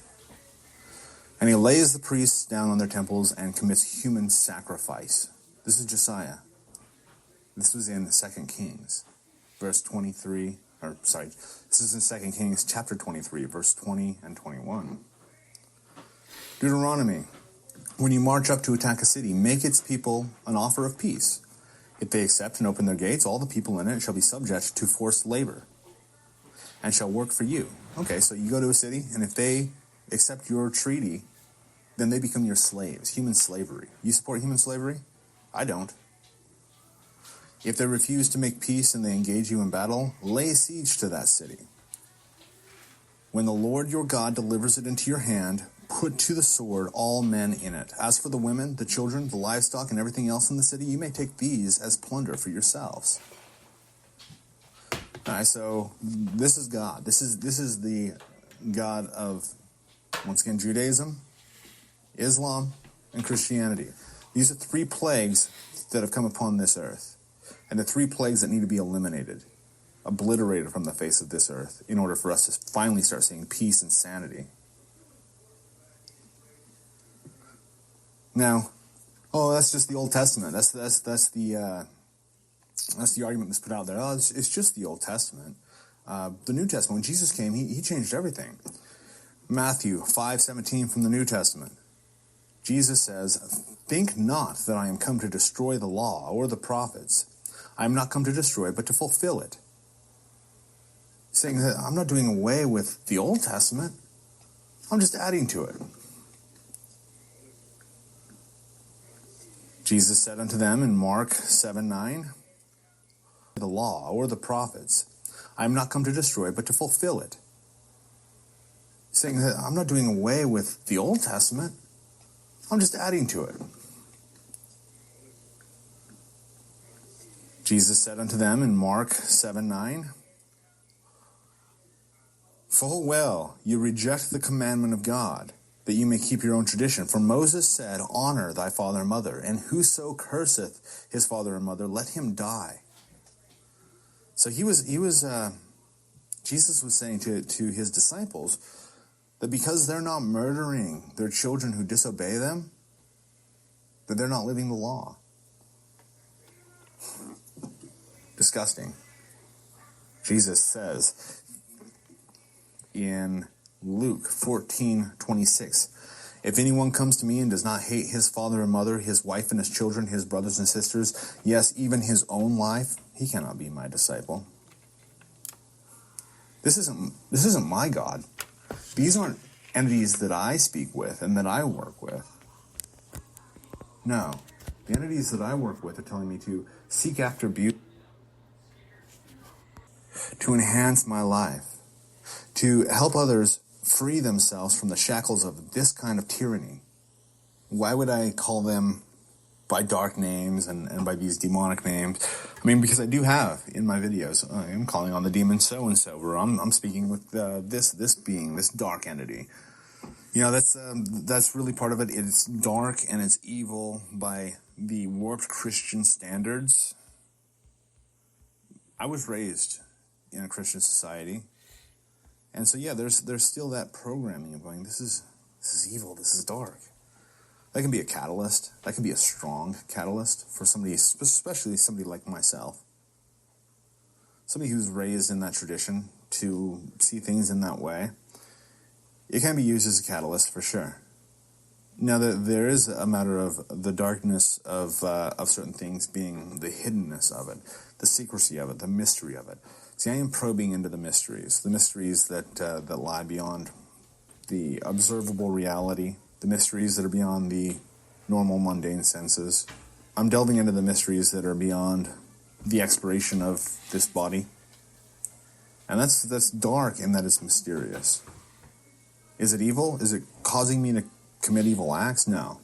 I have called on entities that have tried to induce me into committing evil acts, absolutely. Have I ever done evil? Absolutely. You better believe it. Evil in being that I've done harm where it was not deserved? Yeah, I have. And I learned from those experiences and I grew up. And you go on to say in your complaint about me, there's good and bad in everything. So the use of magic and rituals aren't a bad thing. Spiritual self-growth is a wonderful thing. But you have to know what you are doing. How are you supposed to know what you're doing if you're never taught? If these things are never made open, how are you supposed to know? If you, with your ignorance, are the source of information people are supposed to go to, you think they're going to learn anything? No, they need to be shown exactly what is going on. They need the information and the education to be able to make these decisions and to learn. That's the work I'm doing. I'm doing the work that others either refuse to do or others are incapable of entirely. You can't mess around with ritual magic and ignorance. That's just a demonic disaster waiting to be invited in. How do you break ignorance? By exposing the truth. What do you think I'm doing here? You have to have good positive intent and you will get good spirit guides, beings of love that will help you. Not demons of evil and deceit. We are supposed to slay demons, not befriend them. First of all, my friend, I'd like to see you try to slay a demon. Your ignorance is amazing, astounding. What it comes down to is you, Anthony, don't know what you're talking about at all. Not even a little bit. You probably just aren't all that smart, aren't all that educated, and you've been brainwashed. It's not really your fault. You know, that's fine. You're obviously a victim of everybody else in this world. What I'm teaching people how to do is take control of their lives. What I'm teaching people how to do is to take the reins of their own destiny and start steering it in the direction they want to go. This is demonic. This is evil. This is blasphemy, according to the three diseased religions: Islam, Christianity, and Judaism. Worship no other God but me. Look nowhere else but at me. Don't seek information unless I give it to you. You're falling into that trap. You say you hate Christianity. You say you can't stand what they're doing. Yet, everything that you spout is taken directly from them. You are a slave to Jehovah. You don't even know it. You're pathetic. You do, as you say, have to have good, positive intent. And you'll get good spirit guides. Good, positive intent. Exactly. It's not about necessarily even what you're calling.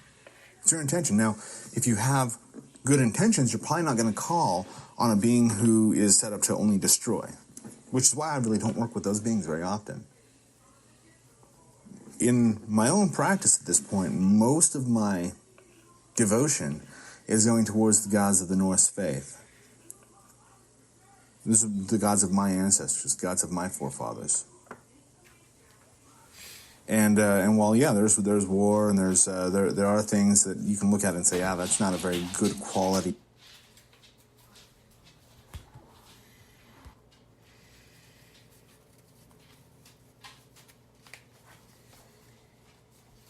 or trait. I recognize that. Yet I also recognize the good. I also recognize Odin as being the supreme ideal that we should seek to become like. He understood that there was evil in the world. He understood that there were things that were going on, even amongst the council of the gods, that were out of place, out of sorts. And he sought to do what he could to understand things. That was his main goal, was understanding. Rather than instantly jumping in and trying to change things, to understand things. In order to understand things, you have to become educated in them. In order to understand things, you have to explore them. I'm exploring, I'm educating myself, and hopefully I'm able to bring that education and that exploration to others so that they can understand things a bit better. You know, Odin knew that his son Baldur was going to die. He was told this in advance. He did a little bit to try to save him, but he still knew it wasn't going to work, that in the end he would die. But he also knew that death would lead to a chain reaction, a chain of events that would lead to not the death of the world, but a way for humanity to revive itself from its own destruction. And without the death of his son Baldur, that he wouldn't have been able to do that there would be no hope, that the world would be swallowed alive by the serpent. And so I look to Odin as being a guide, an ideal, and I try to shape my life in a way that would follow his. Now, Odin, when he wanted knowledge, where did he go? He didn't go to the council of the gods because he knew that they knew just as much as he did, if not less, much less usually. Instead, he went to the giants. He went to the giants. The giants had knowledge of the ancient mysteries. Were they violent? Yeah, they were. They were hard to control, if not impossible. They were the sworn enemies of the human race, the sworn enemies of the gods themselves. But Odin knew that they held the secrets of the mysteries of everything. And he knew that if he went to these ancient giants, and if he was wise about the way that he approached them, that he'd be able to gain information that would otherwise be completely inaccessible. You can cross Satan off the list. I don't really give him a whole lot of credit, and that's as far as I'm concerned, that's an aspect of the Judeo-Christian paradigm that I'm not really that interested in. And so I'll go to these ancient ones, and I'll ask them for knowledge. I'll ask them for clarity and for wisdom. And I usually get it. I usually get an outpouring, an inpouring of understanding about things so intense that it takes me a while to get through it. The Ahriman Azidahaka working that I performed is just, it's still rolling with revelation for me. Sorath working, massive. Baal, I had put that entirely on the back burner until just recently, and now that I look at it, oh wow, the revelations are spectacular. The prophecies that I've received are incredible. And they guide me in better perfecting myself in my own path to become a living God. They help me clarify that path, bring light to my path. They help me take better control over the world around me by taking better control of myself. These are not beings of destruction, even though they do destroy if they need to. They're not demons of pedophiles and rapists and murderers. No, that's Jehovah. That's Allah. That's Jesus Christ. You need to go to those gods. You need to go to the worshipers of those gods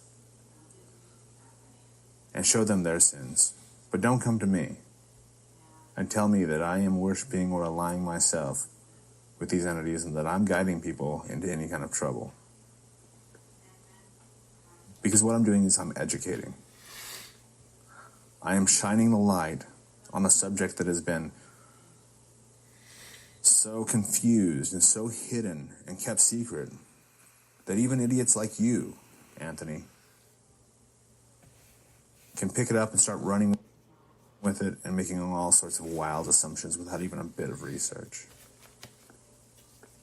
So I'm doing the work to do the research, to provide an application for average modern human being to be able to use these things to enhance their lives.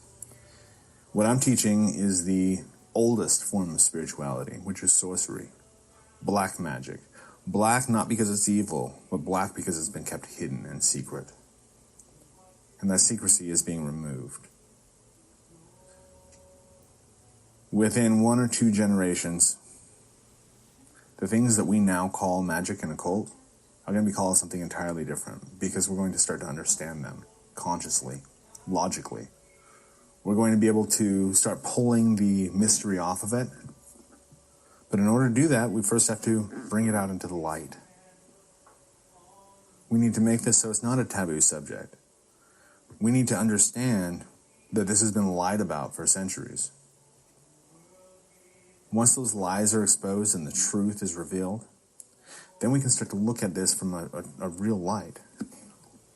And so, Anthony, even though you say you're not Christian, you really are. You're just a Christian in denial, I guess, because you're rallying against the very same thing that is motivating you to even post on my page. For the Christians who watch this, who are just buried in confusion, thinking that I'm leading people to worship destructive entities, do your research. Look at these entities. Take each one of them that I actually mention. Ones that I actually talk about. So the 2 that you mentioned, Anthony, are not ones that I talk about. But take the ones that I do talk about, that I do teach about, and start tracing them back. Who were these entities in ancient times? Before Christianity, Islam, and Judaism came around and started warping and twisting and lying about them. Who were they? Who were these gods? What did they represent? What did they do for the people who either worshipped or used them or communed with them? You're going to start to arrive at the knowledge that these beings are here for two purposes: to empower us and to teach us. And really that's the same thing, because they're teaching us how to empower ourselves. If you want to look at evil, if you want to see the face of evil, read the Bible. If you want to hear evil words, read the Bible. If you want to do evil things, then be a follower of the Bible. Because the things you cite, you cite demons as being responsible for murder, rape, and pedophilia. Now we see more murder go on in the name of those three pestilent religions than ever came out of paganism. We see every single case of mass pedophilia that's going on comes out of Christianity. We see that those three religions make women as second, third, fourth class citizens, property, objects.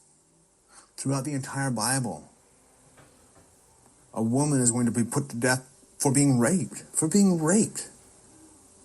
That's disgusting. No, my gods, the gods that I commune with, the gods that I revere women. Revere women as goddesses that create life. Something I can't do.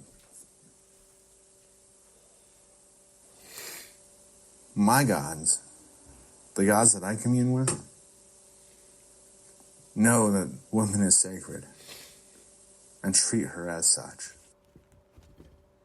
The period that is so rich in heresy and has been a great inspiration for me is the Hellenistic syncretism that follows upon the classical period in Greece and the rise of Roman power, and at the same time ferment in the Jewish end of the Mediterranean to create, and all kinds of things were happening, actually. There were gymnosophists coming from India teaching yoga in the 2nd century BC in Rome, and there were, Egyptian followers of Thoth and Isis, and there were Dosethians and Montanists and followers of Simon the Magician, and these were a vast spectrum of cults, ranging from Orthodox Jewish cults, such as the Nabateans,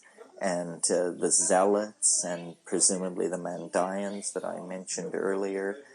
And then there were Jewish mysticism infected with Platonic ideas, Philo-Judaeus, Apollodorus, Musaeus, all these minor philosophers were teaching. There were Pythagoreans, there were atomists, and the most interesting of these were proto-Christian, neo-Christian, pseudo-Christian, crypto-Christian sects that were competing with what eventually became Christianity.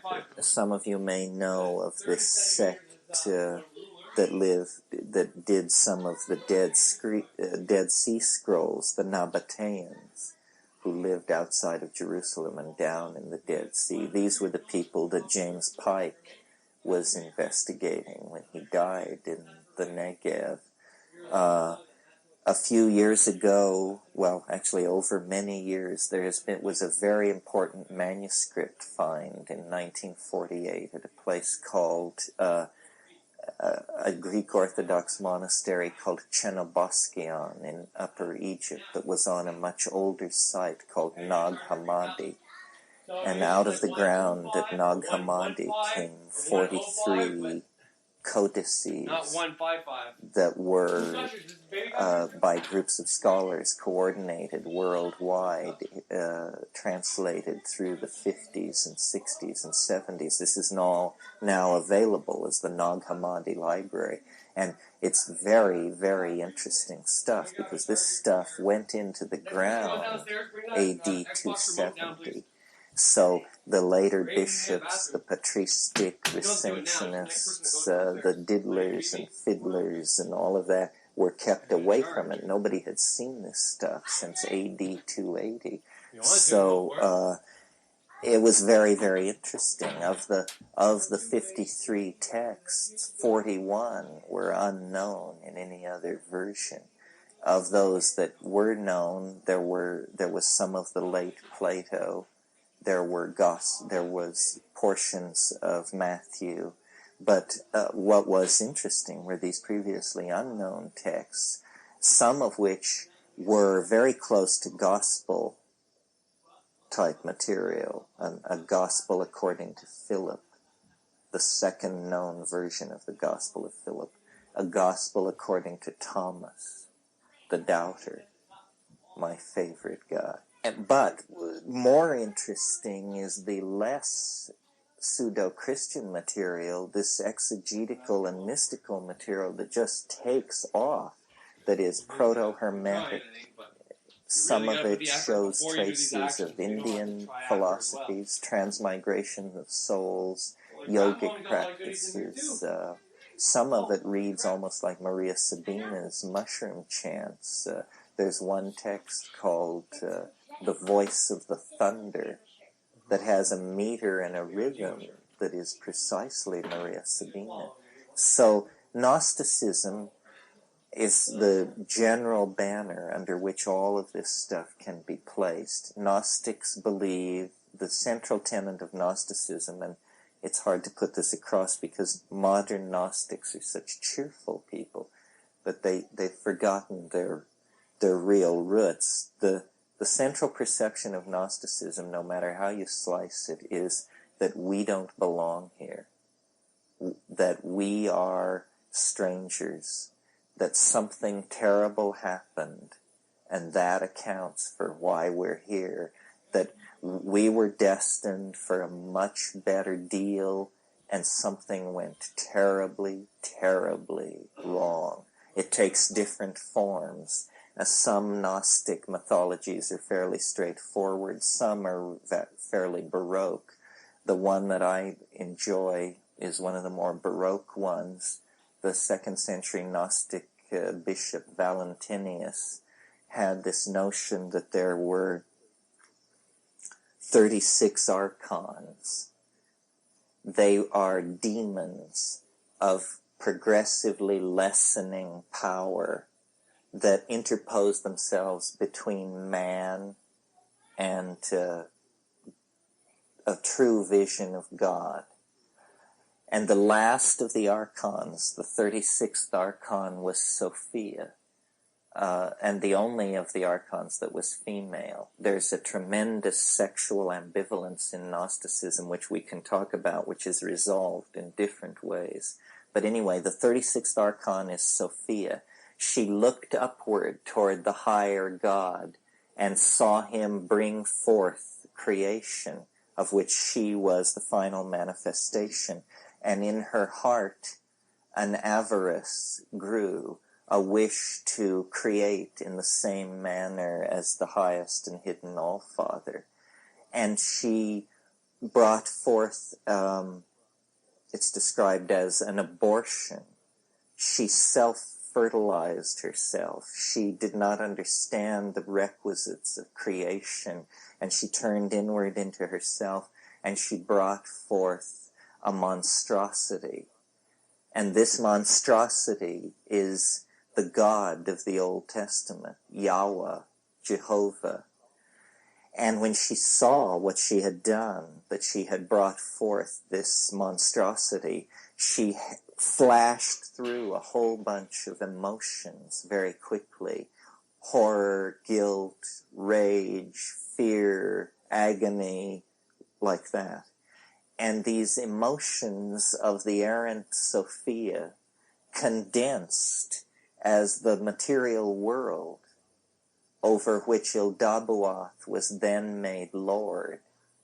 So the entire material universe is seen as the condensed emotional debris of the horror of the 36th Archon upon witnessing her own creation, who is then made God over this universe. Well, even though this is this really bad scene, it still nevertheless has this extremely tenuous connection to the highest and hidden All-Father in the form of what is called the scintilla, the spark, the soul spark of divinity. So then the goal of Gnostics, born into this unfortunate world, is to gather the light together, to save the light. The light is defiled by its presence in the world of material existence, and the light must be gathered. Well, so then the central soteriological concern, that means the central salvational concern of Gnosticism, is how shall we gather the light? And their whole theology then is, what is the light? How should we gather it? And once we have it, what do we do with it? And then there were various answers. I mentioned the sexual tension inside Gnosticism. It took two forms, both wild extremes. In one case, Gnostic hermeneutics reasoned along the following lines. Life is defiled, the light is defiled by the material universe. Therefore, we should withhold entry of the light into matter. Therefore, we must be celibate. We must have no children.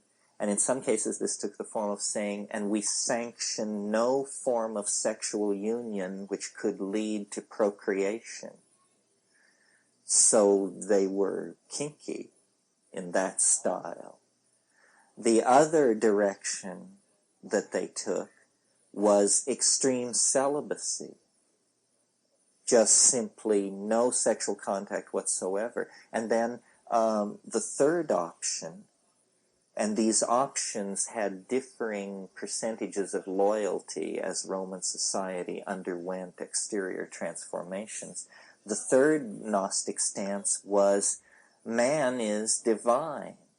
We are of the light, and nothing in the universe of Yaldabaoth can pollute the light, for it is of a higher order, and therefore we can do anything we want.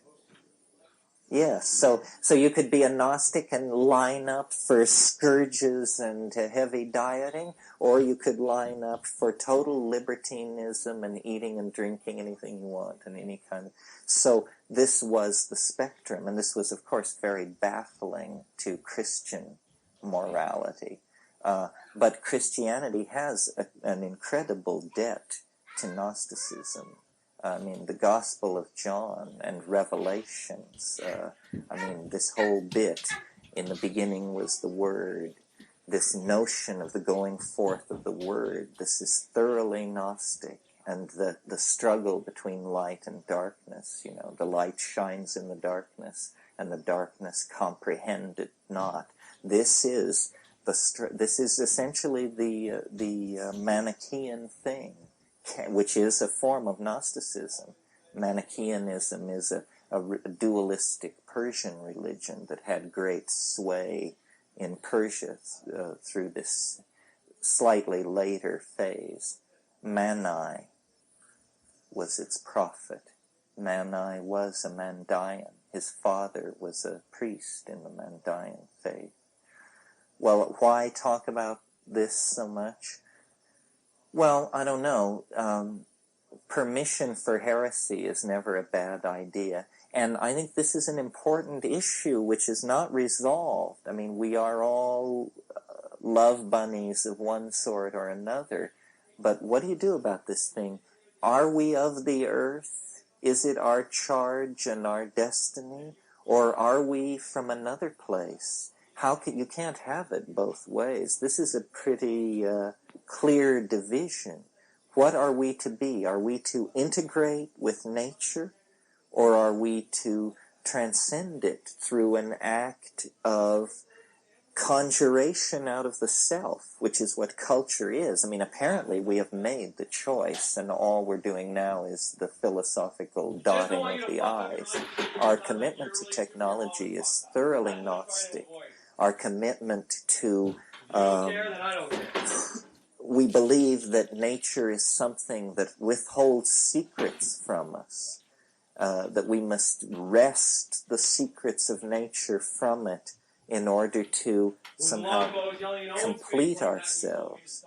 And, modern Gnosticism plays all this down. Modern Gnosticism is existential and capitalizes more on the idea of abandonment. They're less interested in the program for returning to the higher and hidden All-Father, and much more interested in talking about how we are abandoned by the All-Father, and therefore what a drag it is and what can we do about it. So that people like Heidegger are thoroughly Gnostic in their thinking. I mean, anybody who is not... Because you see, what Gnosticism denied was the presence of God in the world. You need to understand that it was an article of faith of Gnostics, that this is really a long way from God, that we are really off, way out, over, away from it. And Christianity preserves this dualism in the eternality of evil, in the idea that, there isn't a final fusion. They preserve the distinction down to the last knell of recorded time. So that's a thoroughgoing dualism. But my approach to this kind of thing is basically Jungian. I mean, that's where I got my interest in all of this material. See, I think that what we're always seeing is psyche, that we're always seeing a mirroring of the intentionality of ourselves to concretize consciousness, to put a name on it. Allegro is a little different case. Do you all know the book, The Sacred Mushroom and the Cross? He managed to hypothesize one of the most radical theories ever to come down the pike. I don't know how true it is, but his theory is that Jesus was a mushroom. And, this would not probably have cut too much mustard, except that the guy was a Dead Sea Scroll scholar of world renown, had a scholar's grasp of Aramaic and Akkadian, and was fully licensed to be one of the people who tell us what the primary documents of Christianity really mean. The problem was, when Allegro got a hold of them, he said, well, what they really mean is that a sacramental mushroom was being grown in caves by Nabateans down around Qumran, and they called it Jesus in order to befuddle the Roman authorities, and created the cheerful theory of the friendly carpenter who tells us to render unto Caesar that which is Caesar's. And this was all a publicity stunt just to keep the Roman authorities guessing. And he claims he has textual support for this. The problem is you have to be an Aramaic philologist to follow the argument. I mean, the argument is unbelievably tortured. There is a lot of question. There is a peculiar opaqueness about the early history of Christianity. I mean, if we are to try and take it seriously and understand what happened there, then it must be that, first of all, if we believe Christ was a real person, then he must have been born in 6 BC, because there was a conjunctio maxima of Jupiter and Saturn at that time, which is a good astrological event to hang the nativity on, which means then that the crucifixion would have occurred in 27. Well, why is it then that there are no mention of Christ can be pushed back earlier than AD 69? What was going on between 27 and 69? the Gospels are not contemporaneous. And the mention in 69 is not even a sure thing. It's in Suetonius.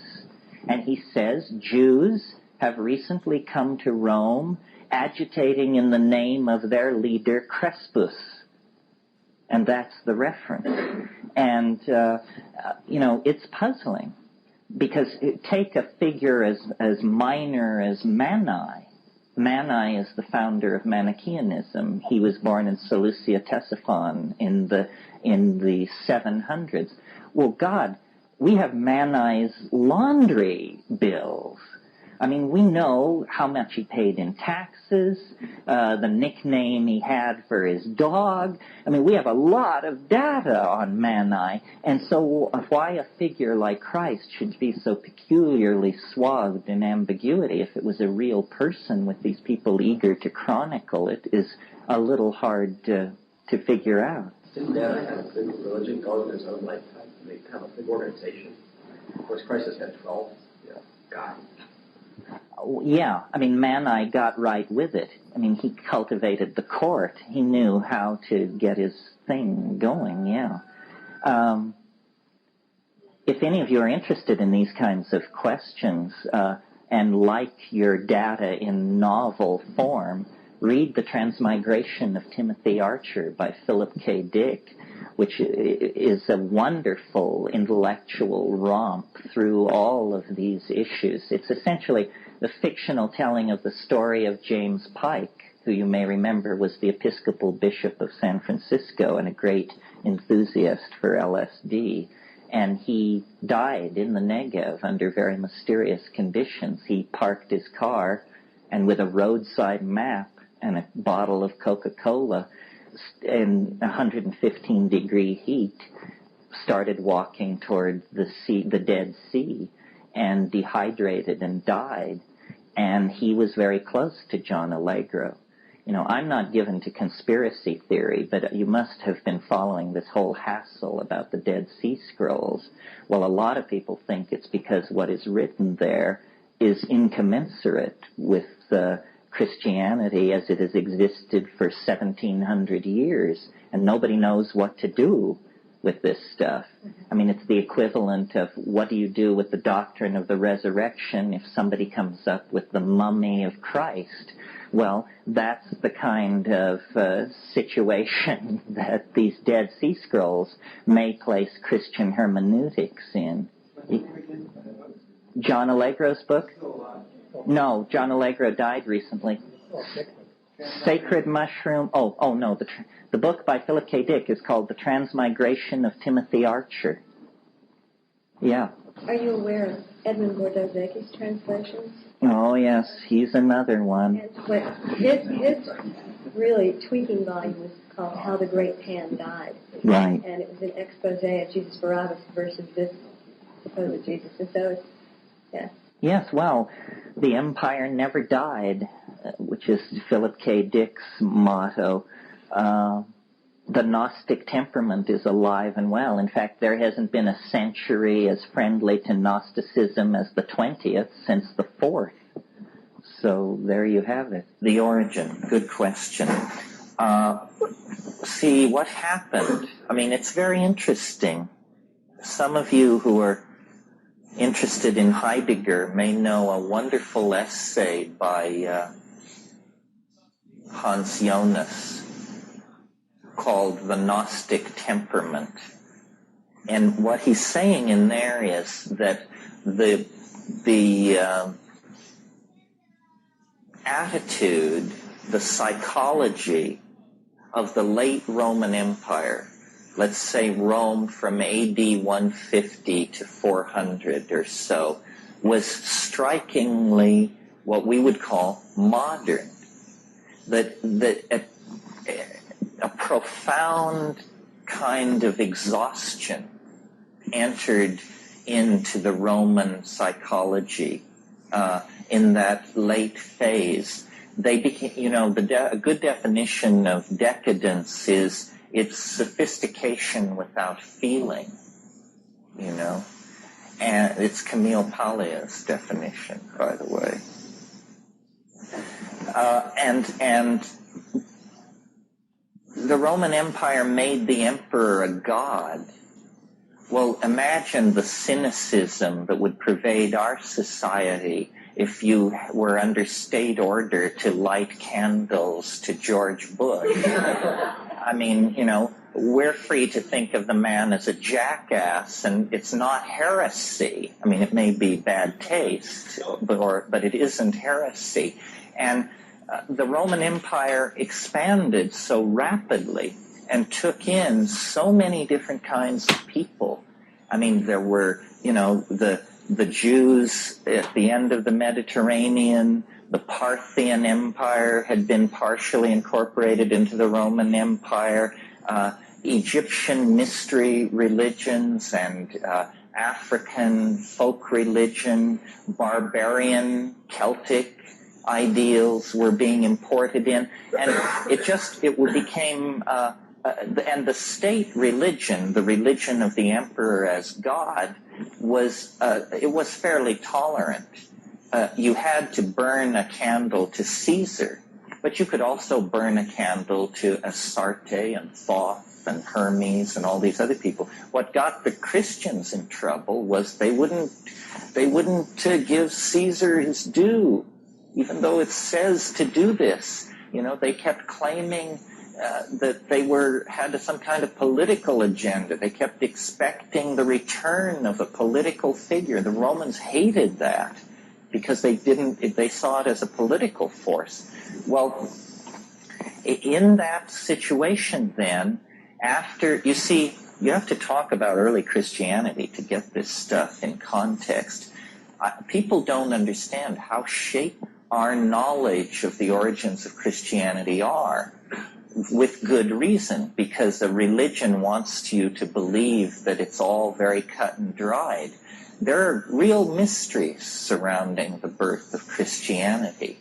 Let me just run through it a little bit. We all know, or most of us know, if you're not completely secular, the Christmas story. And it begins, and Caesar Augustus decreed that a census should be taken of all the world, and each was going to his village to register. Do you all know this story? And so this explains why a pregnant Galilean woman, 9 months pregnant, is 110 miles away from her home village in Jerusalem. We're told that they are obeying the dictates of Caesar Augustus to participate in this census of the empire. And we're told that Pontius Pilate was procurator of Judea at this time. There was no census ordered by Caesar Augustus. No record exists of this anywhere. And if this had happened, it would have been an enormous bureaucratic task involving hundreds of clerks and the coordination of data from all parts of the empire. It would have been a shtick of some sort. And there's nothing, only this reference in the story of Christ. Well, you know, weird. Okay, so then you move on. The assumption is that Christ was born in 6 BC under the conjunctio maximus of Jupiter and Saturn. That places, if you believe the Gospels, that he was killed at age 33. That means the crucifixion must have been in 27. Well, there is no reference to Christ outside the Gospels until AD 71. What was happening between 27 and 71? It's damn near 50 years. And the whole thing falls silent. And then what we get AD 71 in, I think the Roman, I guess it's in Suetonius, who was a Roman historian and contemporary, he says in a long rap about something else, he says, Jews have recently come to Rome and caused public disturbances at the behest of their leader, Crispus. This is as close as we get. We don't even know if Crispus is Christ. We just accept that this must be so because Suetonius is telling us that Jews of a religious type have come to Rome and caused this agitation.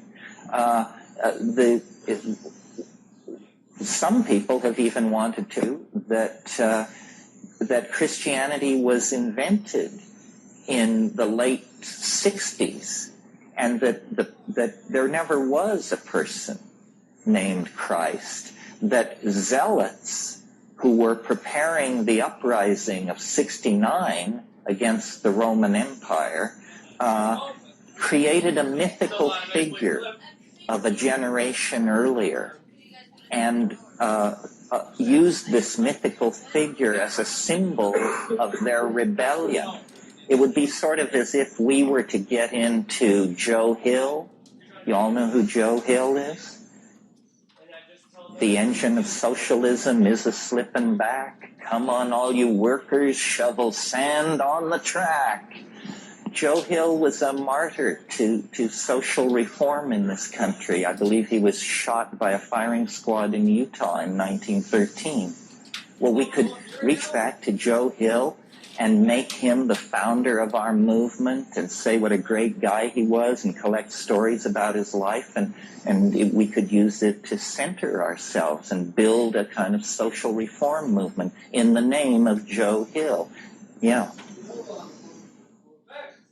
The Sacred Mushroom and the Cross. He basically says something very much like this. I don't know about that. I just think it's very peculiar that we know so little about Christ when he had such a major role to play. I mean, take a guy like Mani. Mani, the founder of Manism, who was born in, I think, around 320. God, we know everything about Mani. We have his tax returns. I kid you not.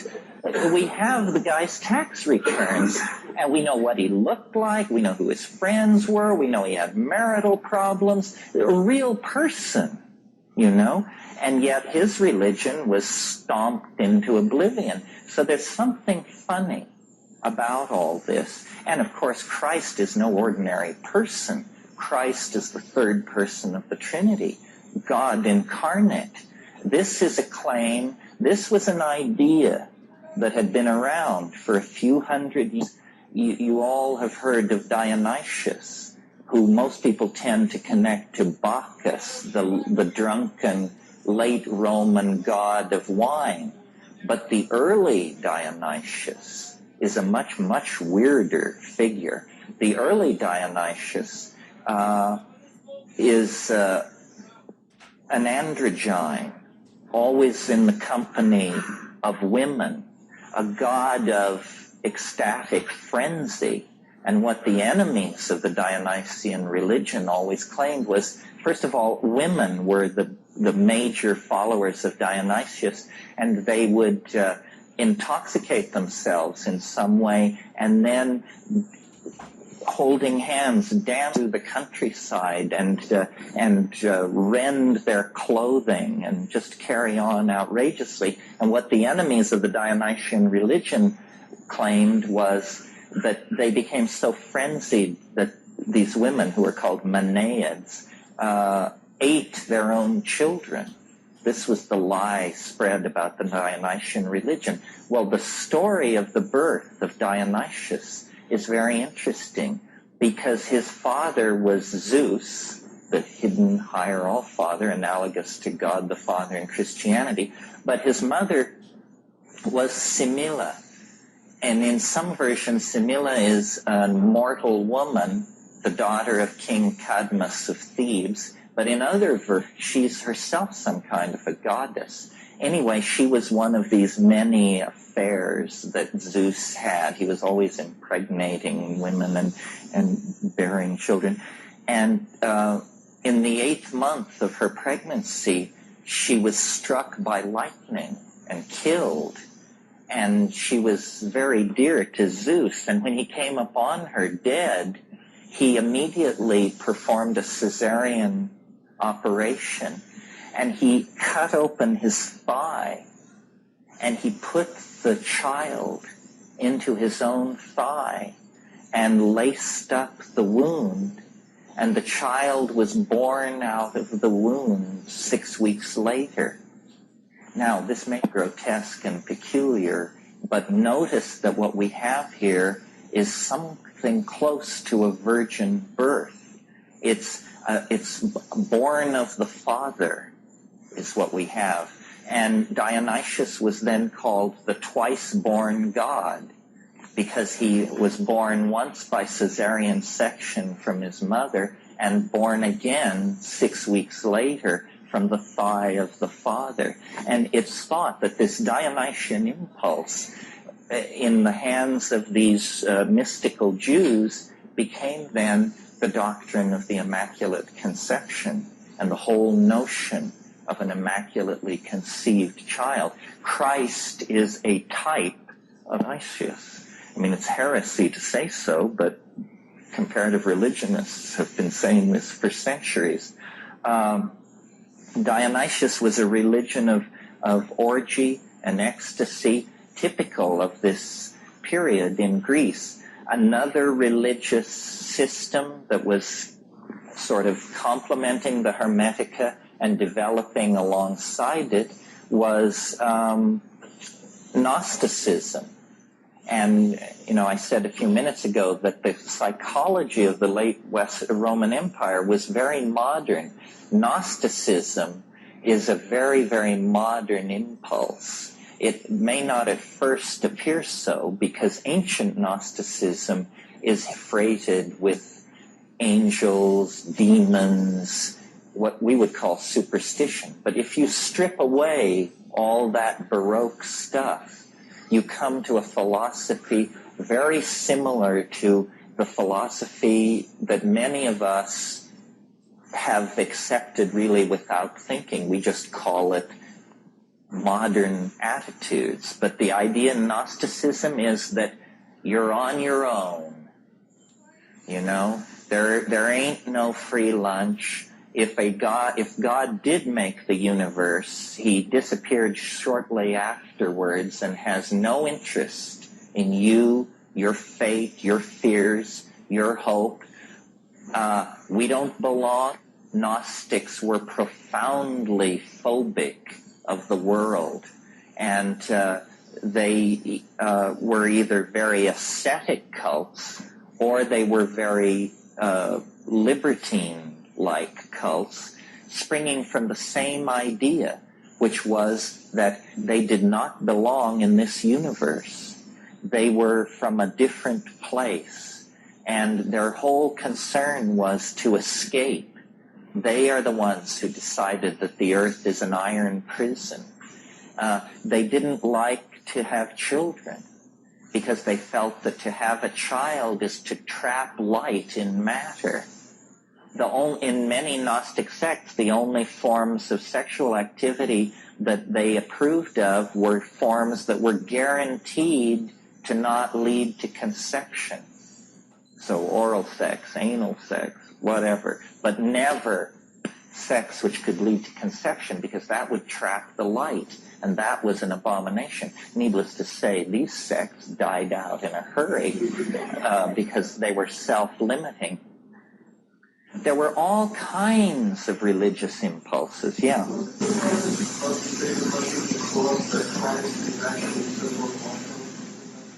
Yes, he said that these zealots were using Amanita muscaria as a sacrament, and that Christ was a symbol of the mushroom, so that they could refer to the mushroom without directly referring to it, so that only the believers would know. John Allegra's case is interesting, but not entirely persuasive. There needs to be more work in this area. There is something going on in the ancient Middle East about mushrooms. It's hard to reconstruct, first of all, because the... Oh, fuck Man, off. since I downloaded this app, I've been... All that recording. Great inspiration for me is imminence of the end of the world. 100-year-old account of a magical invocation. If we are to believe them, what happened was by singing certain songs, burning certain incense, and performing these rituals at certain times that were astrologically correct, they could cause these things called decans, which are zodiacal demons of some sort. There are 3 decans to each zodiacal sign. See, modern astrology has completely, largely forgotten this. I mean, there are people who do decanic astrology, but you have to pay through the nose because, of course, this is a lost and dying art. But they would somehow be able to draw these decans down into the statue, and then they could extract knowledge from the statue. And this would lay the basis for these sympathetic magics, which were then later developed in the Renaissance. It's quite powerful, actually. This is why this book I recommended is so interesting, the one on Spiritual and Demonic Magic by Walker, because it shows you how by you living a certain life, these Renaissance princes were incredibly wealthy. So you have a suite of apartments which overlook, the Plaza San Marco in Venice, and certain colors are prescribed that the walls be painted. You only wear certain kinds of robes made of certain materials. You perform your magical invocations at certain times of day, burning certain incenses. And they were big on fresh air and light. It isn't the dark image of magic that we get of, the stirring cauldron and the bat-faced familiar and all that. No, it's all about open air, light, wind blowing through, flowing silk robes. They were angelic magicians, is what they were. Me too, buddy. This one's kind of good. It's strawberry. I think it's strawberry. Where's baby still in her room? World is a Gnostic treatise that offers explanations of key Gnostic themes, particularly themes having to do with first things, last things, and hidden things. On the Origin of the World appears in the Nag Hammadi Library, Codex 2, immediately after the Sethian text, Reality of the Rulers. The text is most closely resembles. The parallels between the two texts are extensive. On the Origin of the World reflects many of the Sethian Gnostic themes found in other Sethian texts as well, but the present text is not easily classified as Sethian. Sometimes it seems Sethian, sometimes Valentinian, sometimes Manichaean. It always is, in some sense, Gnostic. On the Origin of the World, before the beginning, since everyone, the gods of the world and people, says that nothing existed prior to chaos, I shall demonstrate that they are all mistaken, since they do not know the origin of chaos and its root. Here is the demonstration. How agreeable it is to all people to say that chaos is darkness. But actually chaos comes from a shadow that has been called darkness. The shadow comes from something existing from the beginning. So it is obvious that something in the beginning existed before chaos came into being, and that chaos came after what was in the beginning. Now let us consider the facts of the matter, and in particular what was in the beginning, but from which chaos came. In this way the truth will be clearly demonstrated.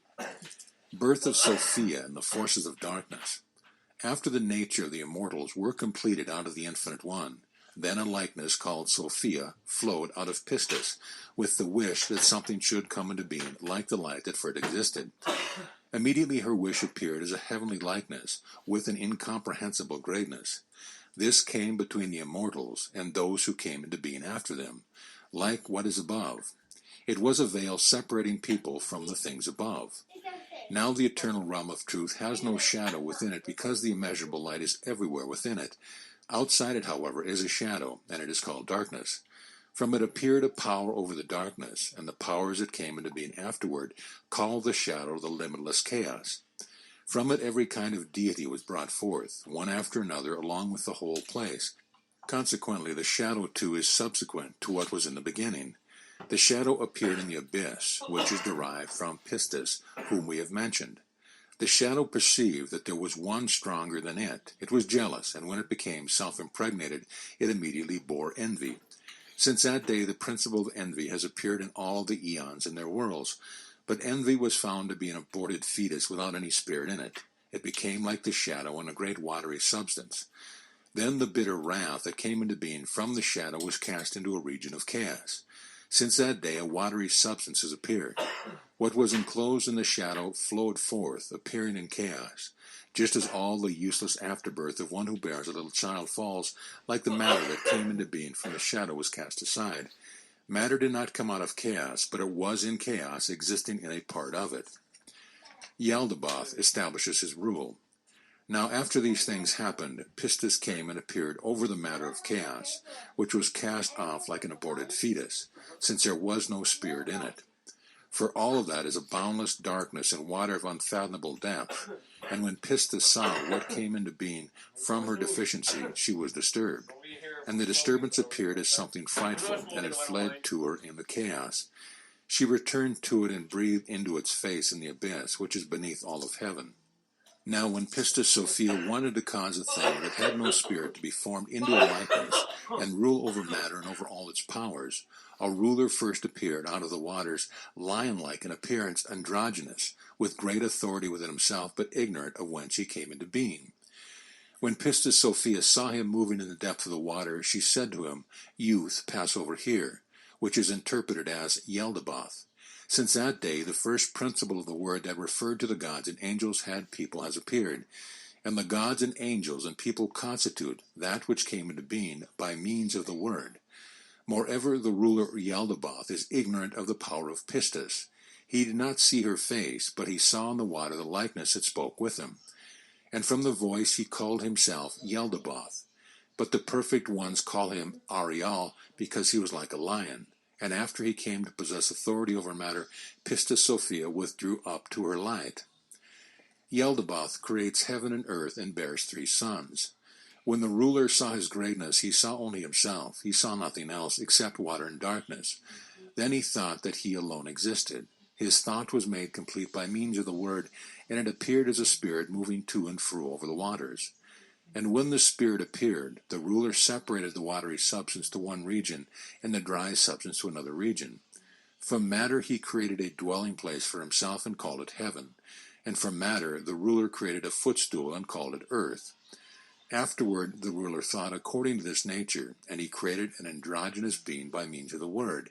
He opened his mouth and cooed to him. When his eyes were opened, he saw his father and said to him, "E." So his father called him Yao. Again he created the second son and cooed to him. He opened his eyes and said to his father, "Eh." So his father called him Eloi. Again he created the third son and cooed to him. He opened his eyes and said to his father, "Ass." So his father called him Astathios. These are the 3 sons of their father. The 7 heavens of chaos. 7 appeared in chaos as androgynous beings. They have their masculine name and their feminine name. The feminine name of Yaldabaoth is Forethought, Sembathus, which is the weak. His son is called Yao, and his feminine name is Lordship. Sabaoth's feminine name is Divinity. Adonai's feminine name is Kingship. Eloi's feminine name is Envy. Oriah's feminine name is Wealth. Astathios' feminine name is Sophia. These are the 7 powers of the 7 heavens of chaos, and they came into being as androgynous beings according to the immortal pattern that existed before them, and in accord with the will of Pistis, so that the likeness of what existed from the first might rule until the end.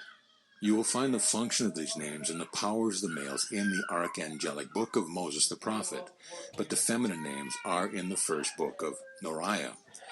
Now since the chief creator, Yaldabaoth, had great authority, he created for each of his sons, by means of the word, beautiful heavens as dwelling places, and for each heaven great glories, 7 times exquisite. Each one has within his heaven thrones, dwelling places, and temples, as well as chariots and spiritual virgins, and their glories, looking up to an invisible realm, and also armies of divine, lordly, angelic, and archangelic powers, myriads without number, in order to serve. The report concerning those you will find accurately in the first account of Neriah. Now they were completed in his way up to the sixth heaven, the one belonging to Sophia, and the heaven and its earth were disrupted by the troublemaker who was beneath all of them. The six heavens trembled, for the powers of chaos knew who it was who disturbed the heavens beneath them. And when Pistis knew of the harm caused by the troublemaker, she blew her breath, and she bound him and cast him down to Tartarus. The boasting of Yaldabaoth.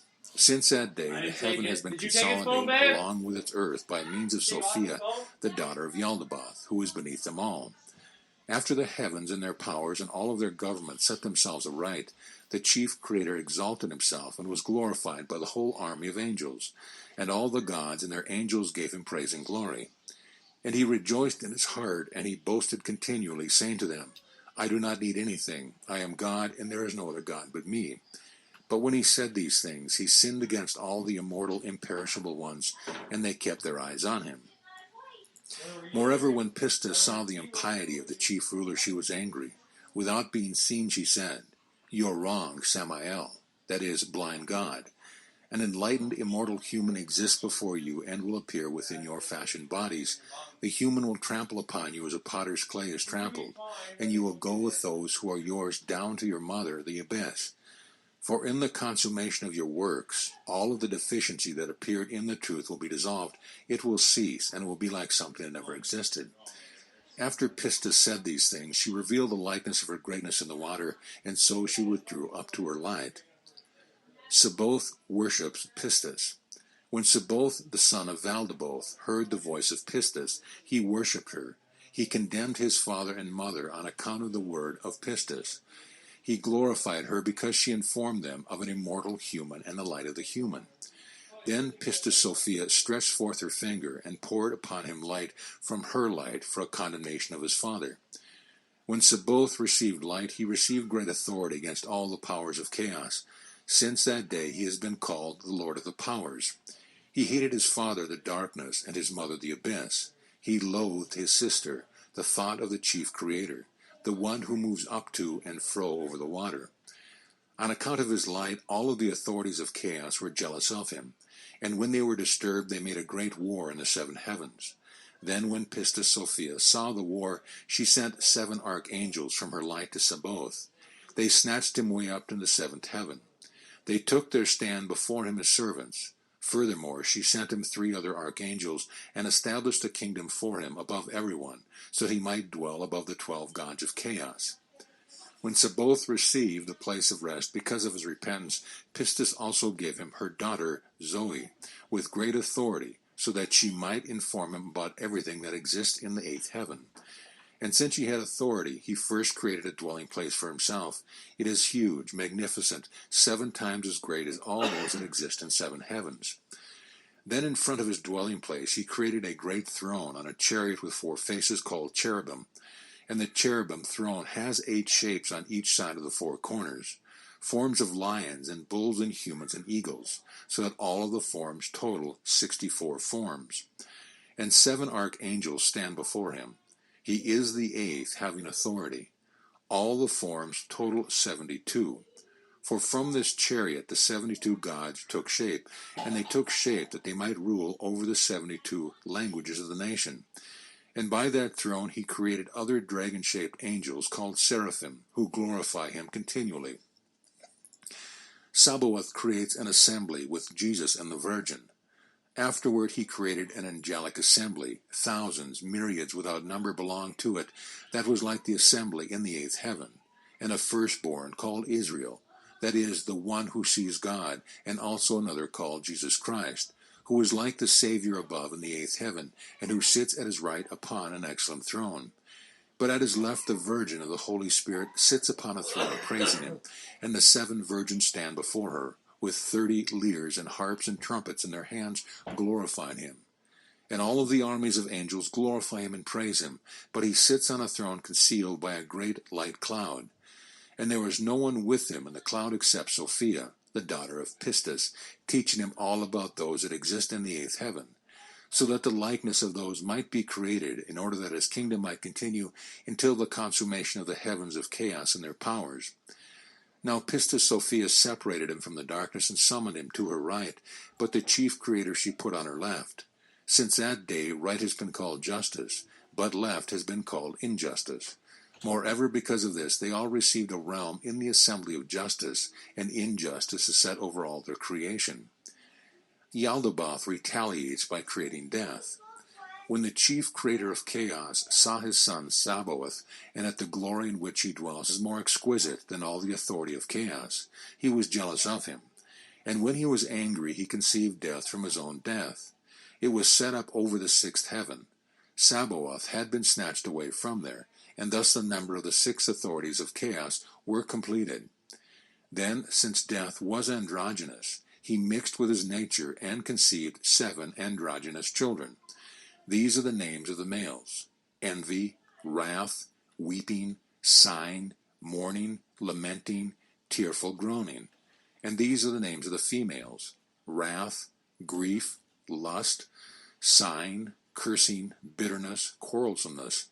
They had intercourse with one another, and each one conceived 7, so that the children totaled 49 androgynous demons. Their names and their functions you will find in the Book of Solomon. In the presence of these, Zoe, who dwells with Sabaoth, created 7 good androgynous powers. These are the names of the males: not jealous, blessed, joyful, true, not envious, beloved, trustworthy. And these are the names of the females: peace, gladness, rejoicing, blessedness, truth, love, and faith. And many good and guileless spirits came from these. Their accomplishments and their functions you will find in the configurations of the fate of heaven beneath the 12. Yaldabaoth realizes his mistake. But when the chief creator saw the likeness of Pistis in the water, he grieved, especially when he heard her voice, which was like the first voice that called to him out of the water. When he knew that this was the one who named him, he groaned and was ashamed on account of his transgression. And when he actually knew that an enlightened, immortal human existed before him, he was greatly disturbed, because previously he had said to all the gods and their angels, "I am God, and there is no other God but me." For he had been afraid that they might know that another existed before him and condemn him.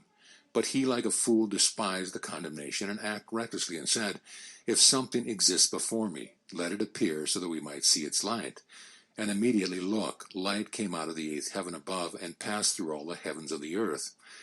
When the chief creator saw that the light was beautiful as it shone forth, he was amazed and very much ashamed.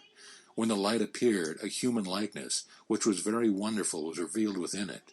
And no one saw it except the chief creator alone and Forethought, who was with him. But its light appeared to all the powers of heaven, therefore they were all disturbed by it. Atom of light shines forth. Then when Forethought saw the messenger, she became enamored of him, but he hated her because she was in darkness. Moreover, she desired to embrace him, but she was not able. When she was unable to quench her love, she poured out her light upon the earth. From that day the messenger was called Atom of Light, which is interpreted the enlightened man of blood. And the earth upon which the light spread was called Holy Adamus, which is interpreted as the holy steel-like earth. At the time all the authorities began to honor the blood of the Virgin, and the earth was purified because of the blood of the Virgin. But especially the water was purified by the likeness of Pistis Sophia, who appeared to the chief creator in the waters. Rightly then has it been said, through the waters, since the holy water gives life to everything, it purifies it too. Eros and Psyche. Out of this first blood Eros appeared, being androgynous. His masculine nature is Hymeris, because he is fire from the light. His feminine nature is that of the soul of blood, and is derived from the substance of Forethought. He is very handsome in his beauty, having more loveliness than all the creatures of chaos. Then when all the gods and their angels saw Eros, they became enamored with him. But when he appeared among all of them, he made them inflamed. Just as many lamps are kindled from a single lamp, and the light shines, but the lamp is not diminished. So also Eros was scattered in all the creatures of chaos, but was not diminished. Just as Eros appeared out of the mist point between light and darkness, and in the midst of the angels and the people the intercourse of Eros was consummated, so too the first sensual pleasure sprouted upon the earth. The woman followed the earth, and marriage followed the woman, and reproduction followed marriage, and death followed reproduction. After Eros, the grapevine sprouted up from the blood that was shed upon the earth. Therefore, those who drink the vine acquire the desire for intercourse. After the grapevine, a fig tree, and a pomegranate tree sprouted up from the earth, together with the rest of the trees, according to their kind, their seed deriving from the seed of the authorities and their angels. The creation of paradise. Then justice created the beautiful paradise. It is outside the circuit of the moon and the circuit of the sun in a luxuriant earth, which is in the east in the midst of the stones. And desire is in the midst of the trees, since they are beautiful and appealing. And the tree of immortal life, as it was revealed by the will of God, is in the north of paradise, to give life to the immortal saints, who will come out of the fashioned bodies of poverty in the consummation of the age. Now the color of the tree of life is like the sun, and its branches are beautiful. Its leaves are like those of the cypress, and its fruit is like the cluster of white grapes. Its height raises up to heaven, and next to it is the tree of knowledge, possessing the power of God. Its glory is like the moon shining forth brilliantly, and its branches are beautiful. Its leaves are like fig trees, and its fruit is like good, delicious dates. And this tree is in the north of paradise, to rise up the souls from the stupor of the demons, so they might come to the tree of life and eat its fruit, and condemn the authorities and their angels. The effect of this tree is described in the Holy Book as follows. You are the tree of knowledge, which is in paradise, from which the first man ate, and which opened his mind, so that he loved his female partner and condemned other alien likenesses and loathed them. Now after this there sprouted up the olive tree, which was to purify kings and chief priests of justice, who will appear in the last days. The olive tree appeared in the light of the first Adam for the sake of the anointing that they will receive, the creation of plants, animals, and heavenly orbs. But the first Psyche loved Eros, who was with her, and poured her blood upon him and upon the earth. Then from the blood the first rose sprouted upon the earth out of the thorn bush, for a joy in the light that was to appear in the bramble. After this the beautiful, fragrant flowers sprouted up from the earth according to their kind, from the blood of each of the virgins of the daughters of forethought. When they had become enamored of Eros, they poured out their blood upon him and upon the earth. After these things every herb sprouted up in the earth according to its kind, having the seed of the authorities and their angels. After these things the authorities created from the water all species of beasts and reptiles and birds according to their kind, having the seed of the authorities and their angels. But before all these things, when Adam of light appeared on the first day, he remained upon the earth about 2 days. He left the lower forethought in heaven and began to ascend to his light, and immediately darkness came upon the whole world. Now when Sophia, who is in the lower heaven, wanted to receive authority from Pistis, she created great luminaries and all the stars, and put them in the heavens to shine upon the earth, and to perfect chronological signs and seasons and years and months, and days and nights and seconds and so on. And thus everything up in the sky was ordered. Now when Adam of light wanted to enter this light, that is, the 8th heaven, he was unable because of the poverty that had mixed with his light. Now he created a great eternal realm for himself. In that eternal realm he created 6 realms and their worlds, 6 in number, which are 7 times better than the heavens of chaos and their worlds. But all these realms and their worlds exist within the infinite region that is between the 8th and chaos beneath it, and they are reckoned with the world that belongs to the poverty. If you wish to know the arrangement of these, you will find it written in the 7th cosmos of Heracles the prophet. The creation of humankind. Before Adam of light withdrew into the chaos, the authorities saw him. They laughed at the chief creator because he lied, saying, I am God, and there is no other God but me. When they came to him, they said, Is this not the God who ruined our work?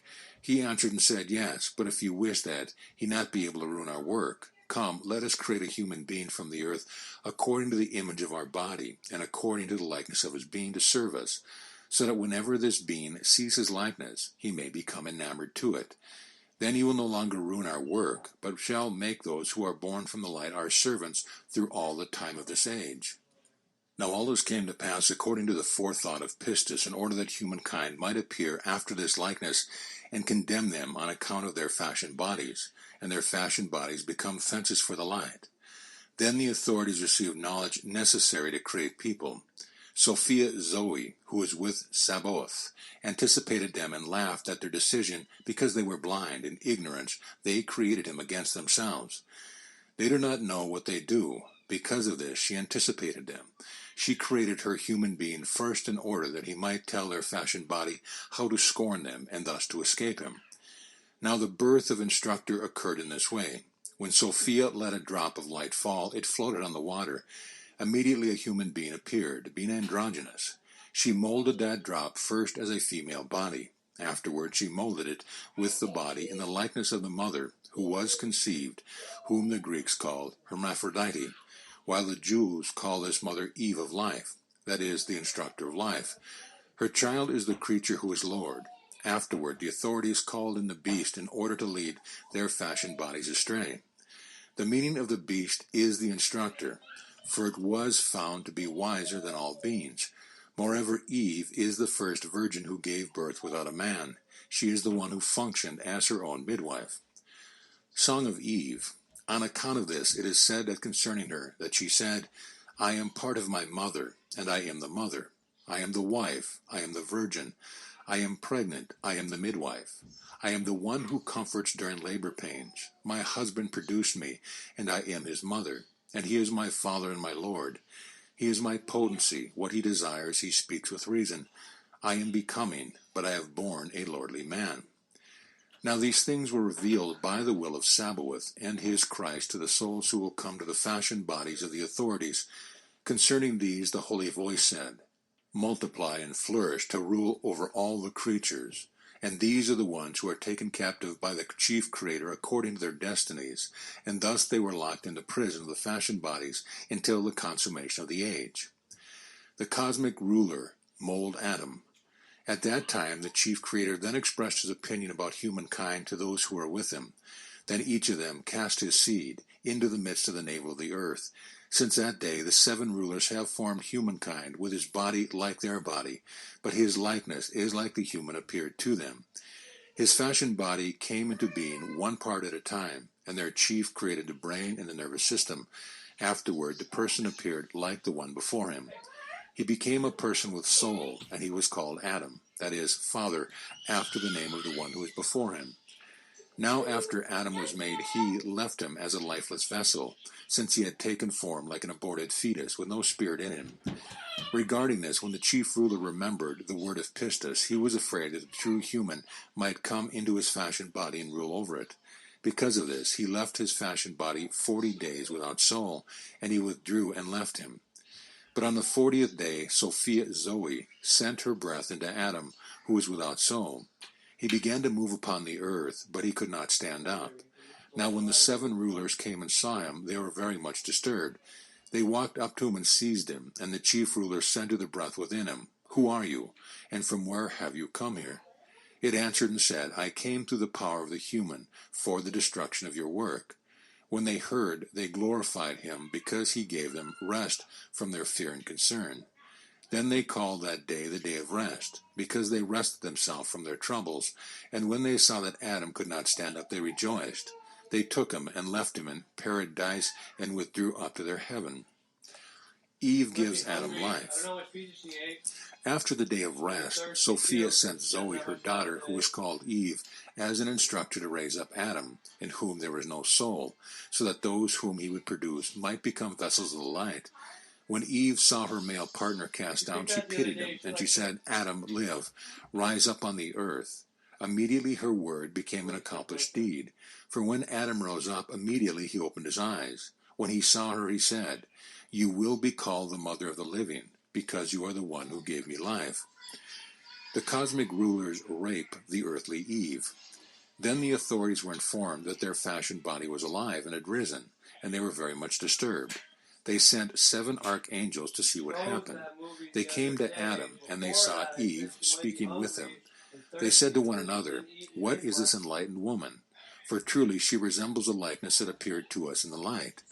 Now come, let us seize her and cast our seed into her, so that when she is polluted she will not be able to ascend to her light, but those whom she bear will serve us.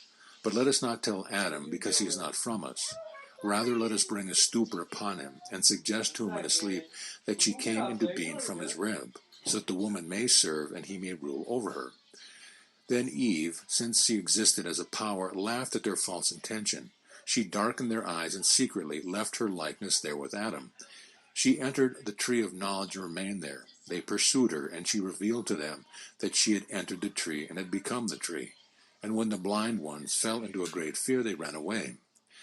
Afterward, when they sobered up from the stupor, they came to Adam, and when they saw the likeness of that woman with her, they were troubled, thinking that this was the true Eve. And then they acted recklessly, and came to her and seized her, and cast their seed upon her. They did it deceitfully, defiling her not only naturally, but also abdominally, first defiling the seal of her voice, which had spoke with them, saying, What is that exists before you? They meant to defile those who might say at the consummation of the age that they had been born of the true human by means of the Word. And they were deceived, not knowing that they had defiled their own body. It was a likeness that the authorities and their angels defiled in every way. Eve bears the children of the cosmic power. First Eve conceived Abel from the first ruler, and she bore the rest of the sons from the 7 authorities and their angels. Now all this came to pass according to the forethought of the chief creator, so that the first mother might bear within herself every seed, mixed and joined together with the fate of the world and its configuration and justice. A plan came into being because of Eve, so that the fashioned bodies of the authorities might become fences for the light. Then the light will condemn them through their fashioned bodies. The first atom of light is